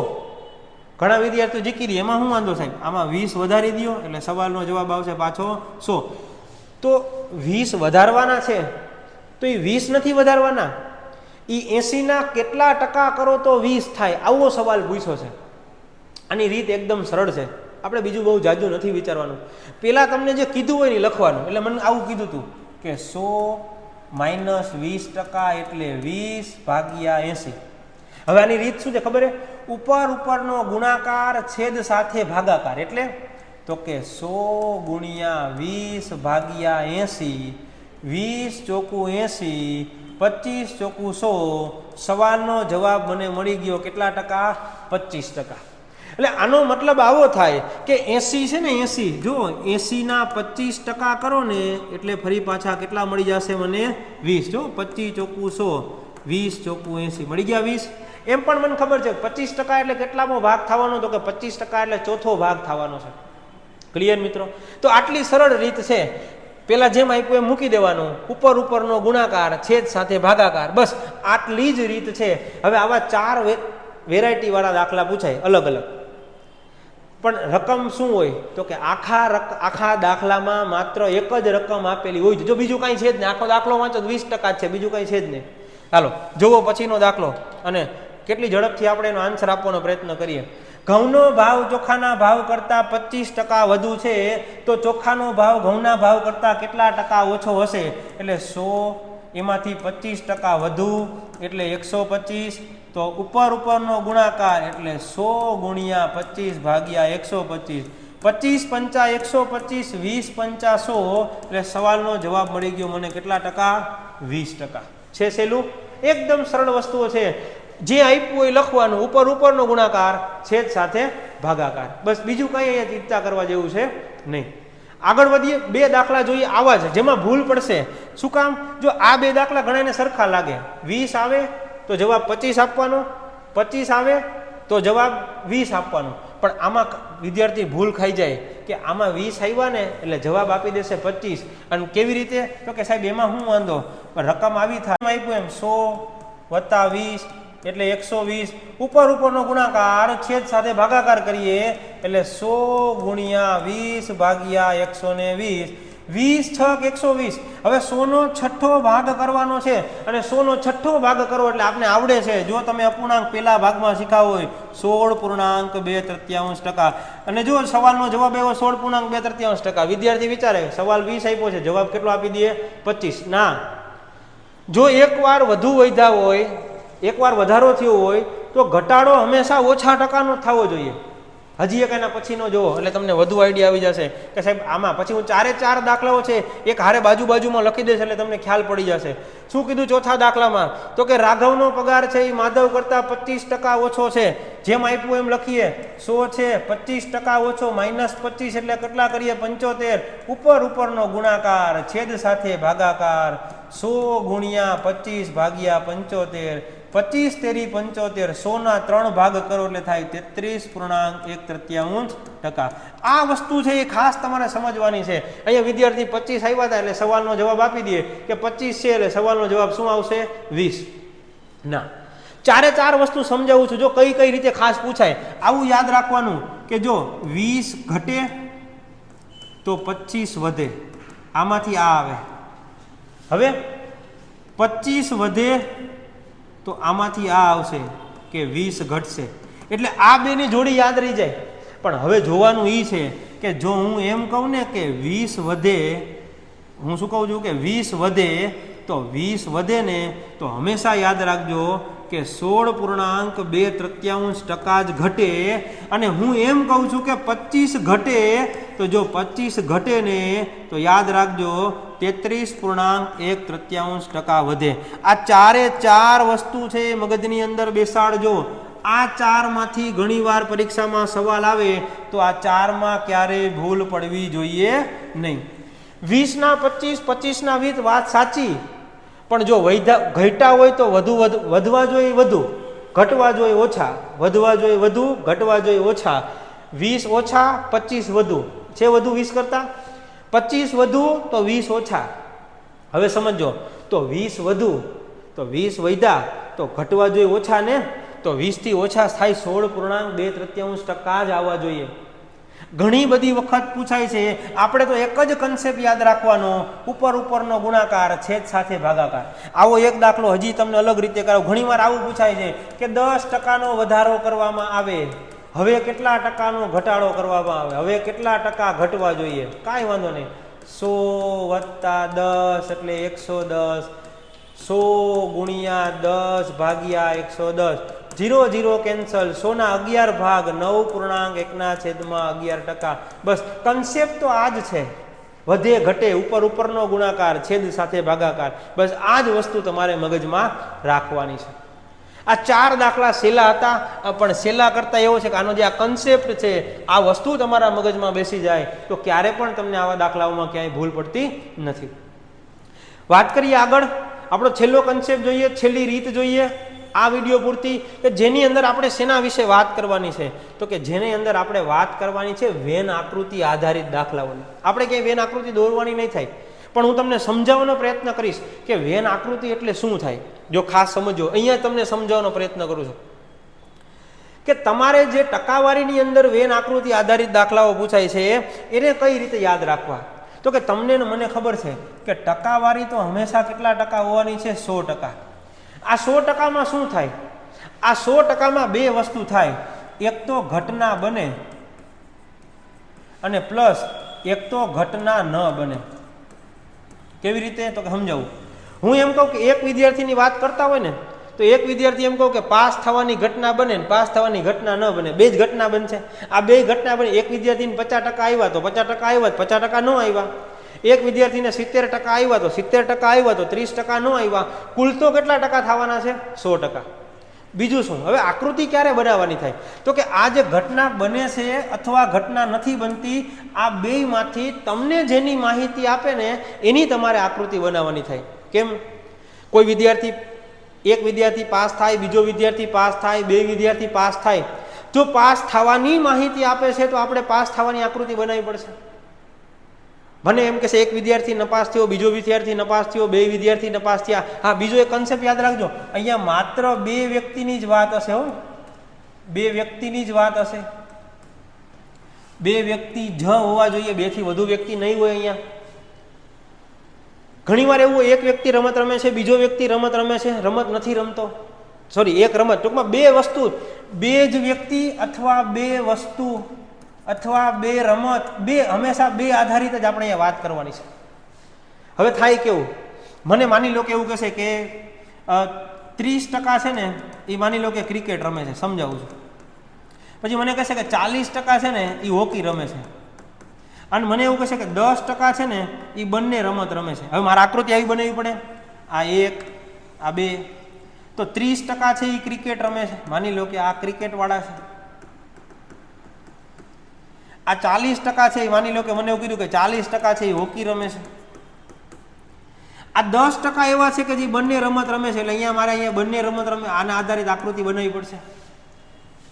એકચ્યુઅલ જોવા જાવ તો શું થાય? તો હું આવું કહી શકું કે એકચ્યુઅલમાં વાત એવી છે કે 30% ક્રિકેટ રમે છે, એમાંથી 10% છે ને હોકી રમે છે, તો ખાલી ક્રિકેટ રમે એવા 20% લઈ શકાય. 20% એવા છે ક્રિકેટ રમે છે, બીજા હારે કોઈ હારે કાંઈ લેવા દેવા છે નહીં. આ 40% છે ને હોકી રમે છે, પણ 10% ભેગા ક્રિકેટે રમે છે, તો ખાલી હોકી વાળા જોતા હોય તો હું 10 બાદ કરી નાખું એટલે મને મળી ગયા કે 30% એવા છે કે જે ખાલી હોકી જ રમે છે, એને કોઈ હારે કાંઈ લેવા દેવા જ નથી. તો આના ઉપરથી શું બન્યું? તો કે હું આવું કહી શકું કે 20% છે ને એ ક્રિકેટ રમે છે, ખાલી ક્રિકેટ, એને બીજા હારે કોઈ હારે કાંઈ લેવા દેવા નથી. પ્લસ 30% છે ને એ હોકી રમે છે, એને ક્રિકેટ હારે કાંઈ લેવા દેવા નથી. પ્લસ 10% છે ને એ બંને રમત રમે છે, એટલે 10% એવા છે કે જે ક્રિકેટ રમે છે ને હોકી રમે છે. તો હું એમ કહું કે 20% ક્રિકેટ રમે છે, 30% હોકી રમે છે, 10% બે રમત રમે છે. તો 30, 40, 50 અને 60% લોકો એવા થઈ ગયા કે જે રમત રમે છે. તો હું એમ કહું કે 100% હોય, આ 100%માંથી 60% છે એ રમત રમે છે. તો હું કહી શકું કે 40% છે મિત્રો રમત રમતા નથી. તો શું મારે ઘડીએ ઘડીએ આવી આકૃતિ બનાવવા જવાની જરૂર પડતી હશે? ના. મેં અહીંયા જે લખ્યું છે આ જ વસ્તુઓને હું એક ફોર્મ્યુલા બેઝ તમને સમજાવી દઉં એટલે તમને પરફેક્ટ રીતે સમજાઈ જાય કે મેં શું કર્યું. તો કે મેં આવું કર્યું કે ક્રિકેટ રમતા હતા ને એમાંથી 2 વાળા બાદ કરી દીધા, હોકી રમતા હતા ને એમાંથી 2 વાળા બાદ કરી દીધા. એટલે મેં આવું કર્યું કહેવાય કે મેં શું કર્યું, તો કે મેં આવી વાત કરી તો કે જો ક્રિકેટ રમતા હતા ને એમાંથી બંને વાળા બાદ કર્યા, પ્લસ હોકી રમતા હતા ને એમાંથી બંને વાળા બાદ કર્યા. એટલે મેં ખાલી ક્રિકેટ ને હોકીમાંથી બંને વાળા 2 બાદ કર્યા અને પછી છેલ્લે 10 છે ને મેં બંને વાળા ઉમેરી દીધા. આમાં ઉમેર્યા ને, જો પેલા 30માંથી 10 બાદ કર્યા, પછી 40માંથી 10 બાદ કર્યા, 30માંથી 10 બાદ કર્યા, 40માંથી 10 બાદ કર્યા અને છેલ્લે 10 ઉમેરી દીધા. હવે મેં આવું જુદું જુદું દરેક વખતે કરું છું. આના કરતાં મેં સીધું કર્યું કે સાહેબ આ બંને છે ને એક વાર તો ઉડાડી દો ને, એકવાર માઇનસ થઈ જાય ને એકવાર પ્લસ થઈ જાય. એટલે આના આધારે સીધી ઘટના બને કે સાહેબ આમ લખી નાખો ને કે ક્રિકેટ ભલે રમે પ્લસ હોકી રમે અને માઇનસ કરી નાખો બંને રમત રમે. જો સીધા તમને કેટલા મળી જશે? 60%. આના ઉપરથી સીધા તમને 60% મળી જશે. એટલે જો 30% ક્રિકેટ રમે, 40% હોકી રમે, 10% બંને રમત રમે, 30 ને 40 70માંથી 10 જાય એટલે સીધા કેટલા મળી ગયા મને? 60%. તો આ જે આખી કન્સેપ્ટ વાઇઝ મેં વાત કરી, આ કન્સેપ્ટ વાઇઝ વાતને મારે યાદ કેવી રીતે રાખવી, એટલે આ બધું કાઢી અને સીધી વસ્તુ યાદ રાખવાનો પ્રયત્ન કરું છું. તમારે બીજું કાંઈ વિચારવાનું નહીં, તમારે સીધું આટલું જ યાદ રાખવાનું. એક ઘટના પ્લસ બીજી ઘટના માઇનસ બંને ઘટના પ્લસ ન ઘટના બરાબર હંમેશા કેટલા ટકા થવા જોઈએ? 100% થવા જોઈએ. બસ આટલી વસ્તુ જો તમે યાદ રાખી લેશો, તમારે ક્યાંય પણ એક પણ પ્રકારની આકૃતિ દોરવા જવાની જરૂર રહેતી નથી. શું મગજમાં બેસાડવાનું? એક ઘટના, બીજી ઘટના, માઇનસ બંને ઘટના, પ્લસ ન ઘટના. હવે આ ઘટના એટલે શું હોઈ શકે? ઘટના એટલે પાસ થવાની હોઈ શકે, નપાસ થવાની પણ હોઈ શકે, રમત રમવાની પણ હોઈ શકે, રમત ન રમવાની પણ હોઈ શકે છે. બસ જનરલી આટલી વસ્તુ પરીક્ષામાં પૂછતા હોય છે. આટલો કન્સેપ્ટ જો તમારા મગજમાં બેસી ગયો તો આટલા વસ્તુ આધારિત આપણે બધાય દાખલા ભણવાના છે. જો ઘણીવાર આવી રીતે આવશે, આમ એકમાં પાસ, બીજામાં પાસ, બંનેમાં પાસ, પ્લસ ના પાસ બરાબર તો 100% થવા જોઈએ. ઘણીવાર આવું આવે, એકમાં ના પાસ તો બીજામાંય ના પાસ. અહીંયા આ જે કડી છે ને આ કડી તમારે હંમેશા જાળવી રાખવાની. એકમાં પાસ, બીજામાં પાસ, એકમાં નાપાસ તો બીજામાં નાપાસ, તો અહીંયા બંનેમાંય નાપાસ જ લખવાના. આ ઘટના જાળવી આ કડી જાળવી રાખવાની. આ બધું નાપાસ તો અહીંયા વૈધા હોય એવા પાસ બરાબર કેટલા થવા જોઈએ? 100%. બસ આટલું મગજમાં રાખશો તો ક્યારેય એક પણ પ્રકારનો પ્રશ્ન નહીં થાય. મેઇન વસ્તુ એક જ, એક ઘટના, બીજી ઘટના, માઇનસ બંને ઘટના, પ્લસ ન ઘટના બરાબર 100% થવા જોઈએ. ગમે એવા વેન આકૃતિના દાખલા કેમ નથી, તમે એક જ ઝાટકે સવાલનો જવાબ આપી શકશો. જો આગળ એક દાખલો જોઈએ એટલે ખબર પડી જાય કે એક વર્ગમાં 600 વિદ્યાર્થીઓ છે. 30% વિદ્યાર્થીઓ છે એ 30% વિદ્યાર્થીઓ છે એ ક્રિકેટ રમે છે, 40% વિદ્યાર્થીઓ હોકી રમે છે, 10% વિદ્યાર્થીઓ બંને રમત રમે છે. તો એક પણ રમત ન રમનાર વિદ્યાર્થીઓ કેટલા હશે? આપણે સીધી લખીએ, ક્રિકેટ રમે છે પ્લસ હોકી રમે છે માઇનસ બંને રમત રમે છે પ્લસ ન રમે બરાબર હંમેશા 100% થવા જોઈએ. જુઓ 30% ક્રિકેટ રમે છે પ્લસ 40% હોકી રમે છે માઇનસ 10% બંને રમત રમે છે પ્લસ ન રમે બરાબર કેટલા થવા જોઈએ? 100%. 30 ને 40 70માંથી 10 જાય એટલે 60% પ્લસ ન રમે બરાબર 100%, તો હું કહી શકું કે ન રમે એવા હંમેશા કેટલા ટકા વધ્યા? 40%. તો કુલ કેટલા વિદ્યાર્થીઓ છે? 600. તો હું 600ના તમને 40% કરી દઉં તો 6 ચોકને 24, 240 વિદ્યાર્થી છે. એ 240 વિદ્યાર્થી રમત રમતા નથી. આ થઈ ગયો મારા સવાલનો જવાબ. આ ઉપરની જે રીત છે, ઉપરનો જે કન્સેપ્ટ છે એ મગજમાં આવે તો એક પણ સવાલ તમને ન આવડે એવું ક્યારેય બનવાનું નથી. મગજમાં બેસાડી રાખજો કે મારે શું વસ્તુ જોઈ છે. ઘણીવાર ઊંધો સવાલ પૂછાય, આ 600 નહીં આપે, આ 600 નહીં આપે ને આ 240 આપશે, તો હું આમ કરી શકું ને કે 40% એ 240, તો 100% એ કેટલા? તો પણ મને 600 મળી જશે, તો મારે 600 ગોતવા પડશે. ઊંધો સવાલ પૂછાય. જોઈએ આવો જ એક દાખલો બીજો, એટલે વધારે આઈડિયા આવશે. 47મો દાખલો આપને આપેલો છે. એક પરીક્ષામાં 52% વિદ્યાર્થીઓ છે એ અંગ્રેજીમાં નાપાસ થયા, 42% ગણિતમાં નાપાસ થયા, 17% બંનેમાં નાપાસ થયા. એટલે ઘટના શું બની? એકમાં નાપાસ પ્લસ બીજામાં નાપાસ માઇનસ બંનેમાં નાપાસ પ્લસ પાસ બરાબર કેટલા ટકા? 100%. ચાલો, એકમાં નાપાસ 52% પ્લસ બીજામાં નાપાસ 42% માઇનસ બંનેમાં નાપાસ 17%, તો પ્લસ પાસ બરાબર 100% થવા જોઈએ. જો આ તમને આવડી ગયું એટલે તમારા પાસેથી દાખલાનો જવાબ મેળવતા કોઈ રોકી શકશે નહીં. ચાલો સરવાળો કરીએ.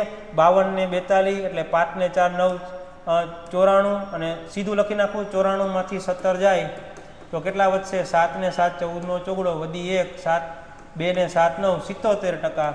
તો 77% પ્લસ પાસ બરાબર કેટલા ટકા થવા જોઈએ? 100%. તો હું કહી શકું કે પાસ છે એ કેટલા ટકા વધ્યા? તો કે 23% વિદ્યાર્થીઓ છે એ પાસ થયા છે. મને શું કીધું છે? જો બંને વિષયમાં 92 વિદ્યાર્થીઓ પાસ થયા હોય તો કુલ પરીક્ષાર્થીઓ કેટલા હશે? ઊંધો સવાલ પૂછ્યો, મેં તમને કીધું હતું ને લખવાનું. 23% એ 92, તો 100% એ કેટલા? 23 ચોકું 92, તો 100 ચોકને કેટલા થઈ જશે? 400. મારા સવાલનો જવાબ મળી ગયો. 400 વિદ્યાર્થી છે એ બંને કુલ છે એને પરીક્ષા આપી હશે. જો ઉપરની જે રીત છે એને પકડી રાખશો તો ક્યારેય પ્રશ્ન નહીં થાય. એક ઘટના, બીજી ઘટના, માઇનસ બંને ઘટના, પ્લસ ન ઘટના બરાબર 100% થવા જોઈએ. હજી એક આવો દાખલો ગણીએ. 2 દાખલા આવા મસ્ત રાખ્યા છે છેલ્લે. એક દાખલો છેલ્લે છે એ તો જાજો વિચારવા લાયક છે, પણ એક દાખલો આવો સીધો અને સરળ. હવે હું ઉપરની રીત નથી લખતો, હું સીધો દાખલાનો જવાબ આપવાનો પ્રયત્ન કરું કે એક પરીક્ષામાં 65% પાસ થયા, ગણિતમાં 60% પાસ થયા. ઓકે, એકમાં પાસ કેટલા? તો કે એક અંગ્રેજીમાં એકમાં પાસ છે 65% પાસ, પ્લસ બીજામાં પાસ છે કેટલા? 60% પાસ, માઇનસ બંનેમાં પાસ કેટલા છે? તો કે 40% છે એ બંનેમાં પાસ. જો આ પાસ હોય તો આ નપાસ વધશે, અને બધાય થઈને કેટલા ટકા થવા જોઈએ? 100% થવા જોઈએ, છે ને? ચાલો સરવાળો કરીએ. 60 આમ કરી નાખો તમે. 60 માંથી 40 જાય એટલે કેટલા વધ્યા? 20. અને 65 છે એ 65 ને 20 કરો એટલે કેટલા થઈ ગયા? 85% પ્લસ નાપાસ બરાબર કેટલા ટકા? 100%. તો નાપાસ થનાર કેટલા વધ્યા? તો નાપાસ થનાર 100 માંથી 85 જાય એટલે 15% છે. તો 15%ની સામે કેટલા વિદ્યાર્થીઓ નાપાસ થયા છે? 90. 15 એ 90, તો 100% એ કેટલા? તો 15 છક 90, તો 100 છકને કેટલા થશે? તો કે 600 વિદ્યાર્થી છે એ કુલ પરીક્ષાર્થીઓ આપણા હશે. એકદમ સરળ વાત છે. છેલ્લો દાખલો આપણો, આ લેક્ચરનો છેલ્લો દાખલો. પણ જો તમે આ વ્યવસ્થિત રીતે ન વાંચો અને તમને આખો કન્સેપ્ટ ન ખબર હોય તો તમે આ સવાલનો જવાબ સહેલાઈથી આપી શકો નહીં. જોઈએ શું વાત કરી છે છેલ્લા દાખલાની અંદર. તો કે છેલ્લા દાખલાની અંદર મને કીધું છે, આપણો કન્સેપ્ટ વાઇઝ તમે જોતા જાઓ. મને શું કીધું? તો કે એક પરીક્ષામાં 85% વિદ્યાર્થીઓ ઓછામાં ઓછા એક વિષયમાં પાસ થયા. હવે આવું કોઈ દી આપણે આવ્યું જ નહોતું આવ્યું ને? આવું ઓછામાં ઓછા એક વિષયમાં પાસ થયા, આવી તો ક્યારેય કોઈ દી વાત કરી હતી નહીં. તો રેગ્યુલર વાત શું હતી? તો કે આગળ વાંચો એટલે ખબર પડશે. 75% અંગ્રેજીમાં અને 70% હિન્દીમાં પાસ થયા. બે વસ્તુ આપી છે પાસની, એટલે હું આખું સૂત્ર આવું બનાવી શકું કે એકમાં પાસ, સોરી એકમાં ને વિષયના નામ જ લખતો જાઉં છું. શું કીધું છે? અંગ્રેજીમાં પાસ પ્લસ હિન્દીમાં પાસ માઇનસ, તો કે માઇનસ બંનેમાં પાસ અને પ્લસ નાપાસ બરાબર કેટલા ટકા થવા જોઈએ? 100% થવા જોઈએ. હવે પ્રશ્ન ક્યાં આવીને અટકી રહ્યો? અહીંયા એવું કીધું કે 75% અંગ્રેજીમાં પાસ થયા, અહીંયા 75% પ્લસ હિન્દીમાં 70% પાસ થયા, 70% હિન્દીમાં. પણ મને બંનેમાં પાસ, એ તો સવાલ તો પૂછ્યો છે કે એ જ મને પૂછ્યું બંનેમાં પાસ કેટલા. બીજું આ નપાસ થયા, એ જો આ મને સવાલ પૂછેલો હોવો જોઈએ કે બંનેમાં પાસ કેટલા, તો એને મને આ નપાસની ડિટેલ તો આપવી જોઈએ ને. એને મને નાપાસની ડિટેલ તો ક્યાંય આપી જ નથી. આ બધી વસ્તુ હું વાંચીને જાઉં તો છેલ્લે સુધી જોયું તો બધી પાસની જ ડિટેલ છે. એટલે મારું મગજ ક્યાં જાય? તો કે મારું મગજ સીધું પહેલી લાઈનમાં જાય. સાહેબ આ બધી વસ્તુ રેગ્યુલર આપી હતી, પણ જે પહેલી લાઈનમાં જે વાક્ય રચના આપી છે ને એમાં કંઈક ગોટો છે, અને એમાં ગોટો એવો કીધો છે, એને ખાસ ગોટો આપણે એનો ધ્યાનથી જોજો કે એને એવો કીધો છે કે ઓછામાં ઓછા એક વિષયમાં પાસ થયા કેટલા? તો કે 85%. એટલે કે 85% છે ને એવા છે કે જે એક વિષયમાં તો પાસ થયા જ છે. 85% તો એવા છે કે એક વિષયમાં તો પાસ થયા જ છે. એ અંગ્રેજી હોઈ શકે છે, હિન્દી હોઈ શકે છે. તો અહીંયા આપણે આમ નહીં પણ આમ કાન પકડવાના હતા કે 85% એક ઓછામાં ઓછા એકમાં પાસ થયા, તો આ 15% તો એવા હશે ને કે જે હમુરગા, આપણે ગુજરાતીમાં કહીએ ને કે આ હમુરગો નપાસ થયો, બરાબર. તો આ 15% છે એ કેવા થઈ ગયા? કહેવાય નાપાસ. આપણે આ 15% છે એ ગોતવા માટે થઈને એને આ વાક્ય રચના આપણે આપેલી હતી. બસ આપણે એ જ વસ્તુને પકડવાની છે. આ નાપાસના કેટલા ટકા લેવાના હતા? 15. એટલે કુલ કેટલા થઈ ગયા? 100%. ચાલો સરવાળો કરીએ તો કે 75 ને 5 એટલે 80 ને 10 90 ને 10 100 ને 160. 160% માઇનસ બંને પાસ બરાબર કેટલા ટકા થઈ ગયા? 100%. તો હું કહી શકું 100 આ બાજુ આવશે, બંને 100 આ બાજુ, બંને પાસ આ બાજુ લઈ જાઓ, એટલે બંનેમાંથી પાસ કેટલા? તો કે 160 માંથી 100 જાય એટલે 60% એવા છે કે જે બંને વિષયમાં પાસ થયા છે.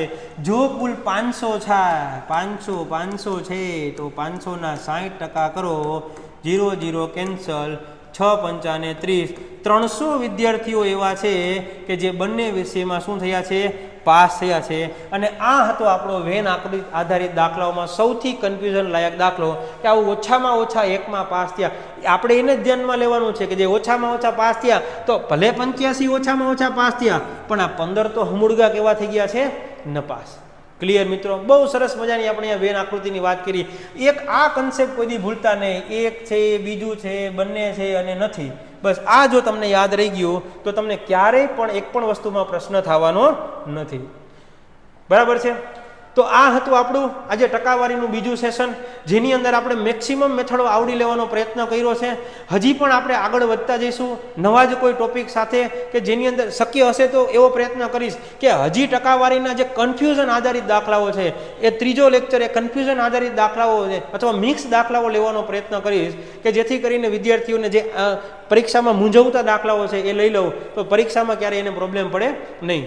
તો મળીએ ફરી પાછા નવા લેક્ચરમાં. ત્યાં સુધી ખાસ વાંચતા રહેજો, ભણતા રહેજો, અને ખાસ મેથ્સ મેજિક બાય દિલીપ વેડાને લાઇક કરવાનું અને શેર કરવાનું અને સબસ્ક્રાઇબ કરવાનું ભૂલતા નહીં. અને શેર કરવાનું તો જરા પણ ભૂલવાનું નથી. વિડીયો ગમ્યો હોય તો ભેગું ભેગું લાઇક પણ કરી દેજો. મળીએ ફરી પાછા નવા લેક્ચરમાં. ત્યાં સુધી વાંચતા રહ્યો, ભણતા રહ્યો, આગળ વધતા રહ્યો. Thank you. જય હિન્દ.